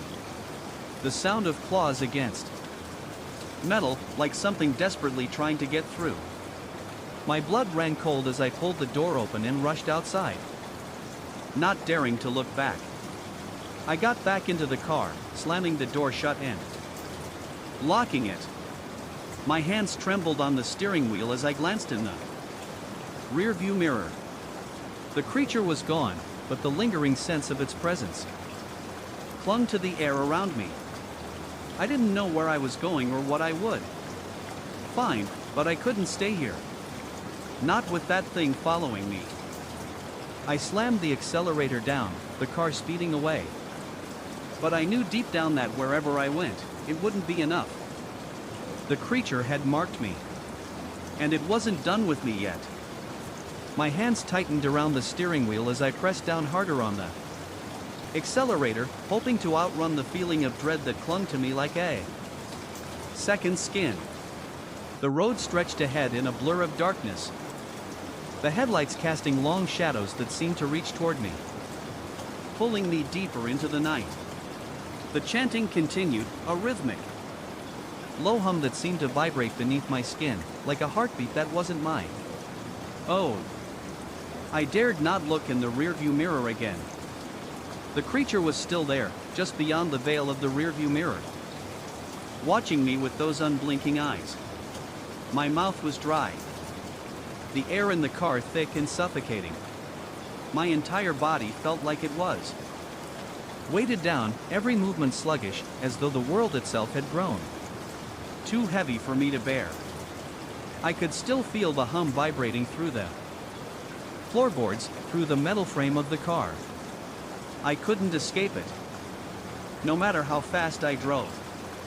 I glanced at the speedometer. It had stopped moving again, stuck at an unreadable blur. The needle didn't even flicker with the motion of the car, like the road ahead had become an endless loop. Then, I heard it again. The faint scratch of claws against metal, echoing from behind. I couldn't stop myself from looking, even though I knew I shouldn't. I turned my head slightly, just enough to catch the faintest glimpse in the rearview mirror. And there it was. The creature wasn't just following me. It was growing closer, its distorted form shifting as if it were no longer bound by the laws of reality. Its twisted horns glimmered in the reflection. Its red skin slick with something that shimmered like oil in the moonlight. Its eyes, still locked on me, seemed to gleam with satisfaction. As if it had won whatever twisted game it had been playing. Panic surged through me. I could feel the grip of terror tightening around my chest, squeezing the breath from my lungs. My pulse pounded in my temples. And my hands, slick with sweat, trembled violently as I fought to maintain control over the car. I had to get away. I had to. The road seemed to stretch on forever. No streetlights. No signs. Just a dark, endless expanse. I couldn't hear the sound of the tires on the asphalt anymore. The world outside the car had turned into a blur of shadows. Just like everything inside it. It felt like I was driving through a dream. Or a nightmare. I couldn't tell anymore. The weight in the pit of my stomach grew heavier, and the oppressive feeling of being watched intensified. The creature was still there, just beyond the veil of the rearview mirror. Its presence like a suffocating fog in the car with me. And then, as if it had been waiting for this moment, the world around me seemed to shift. The road, the car. Everything around me distorted like an image warping in a funhouse mirror. I blinked rapidly, trying to clear my vision, but it only got worse. The sound of the engine, the hum of the wheels, all became muffled. As though I was drowning in the thick air inside the car. My heart skipped a beat as I slammed the brakes, the tires screeching on the asphalt as I tried to bring the car to a stop. But it didn't stop. The road ahead was now a twisted, swirling vortex of light and dark, pulling me forward into an unknown space. My hands gripped the steering wheel. Knuckles white, but I could do nothing.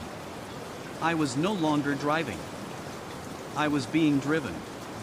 And then, in the distance, I saw it. A figure standing in the middle of the road. The creature.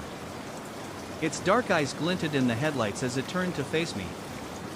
I slammed the brakes again, the car jerking violently. But still I was pulled forward. The figure stepped closer. And I felt the overwhelming weight of its gaze. The headlights flickered once. Twice, and then the world around me shattered. The car lurched.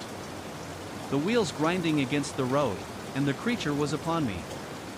The last thing I remember was the dark eyes locking with mine. And the sensation of falling, of being pulled into the vortex. Before everything went black. I drank quickly, the cool water doing little to calm the fire raging in my chest. I was aware of every muscle in my body. Tensing, my senses heightened as I waited for the inevitable. Whether it was the creature or some new manifestation of terror that would find me here, in this false semblance of safety. The air inside the station was stifling, thick with an underlying tension that matched the heaviness in my own chest. I set the water bottle down and glanced around the dimly lit interior. The shelves stocked with snacks and drinks felt like an illusion. A poor mimicry of normalcy. It was as though this place was part of the nightmare, too. I tried to focus on the attendant, but their presence felt hollow, like they were somehow just another element of this twisted reality. They asked if I needed anything else, and I muttered a thank you. My throat constricted. I couldn't explain what had happened, how could I? How could anyone believe what I had witnessed, what I had felt? I turned away from the counter, my eyes still glued to the door. The neon open sign buzzed faintly, casting a dim red glow over the space. I tried to ignore the way the light reflected off the glass. The red hue seeping into my peripheral vision. There was something about that glow that made the shadows feel more alive, more dangerous. As I stepped closer to the door, the reflection in the glass door shifted. For a moment, I thought I saw the same twisted red face. The same dark eyes staring back at me. I froze. My heart skipped. And every instinct screamed at me to leave, to run. But I couldn't. I was stuck. Trapped between the terror outside and the unease inside. The door opened with a soft chime as I pushed through. The cool night air hit my face like a slap, but it didn't offer the relief I hoped for. I stepped outside, scanning the surroundings with desperate eyes. The creature wasn't in sight, at least not in the immediate vicinity. But I could feel it. The same weight, the same presence, looming just beyond the edge of my vision. I quickly made my way to the car. Each step weighed down by fear, unsure if I was running from something tangible or just my own growing madness. My hands shook as I fumbled with the door handle, finally throwing myself inside and locking the doors. The engine roared to life, and I wasted no time pulling out of the station. My mind raced as I drove, the sound of tires on asphalt the only constant in an otherwise silent world. The road stretched out before me, empty and desolate. But I knew, I could feel it, that something was still watching, still waiting. It had followed me, and it wasn't finished with me yet.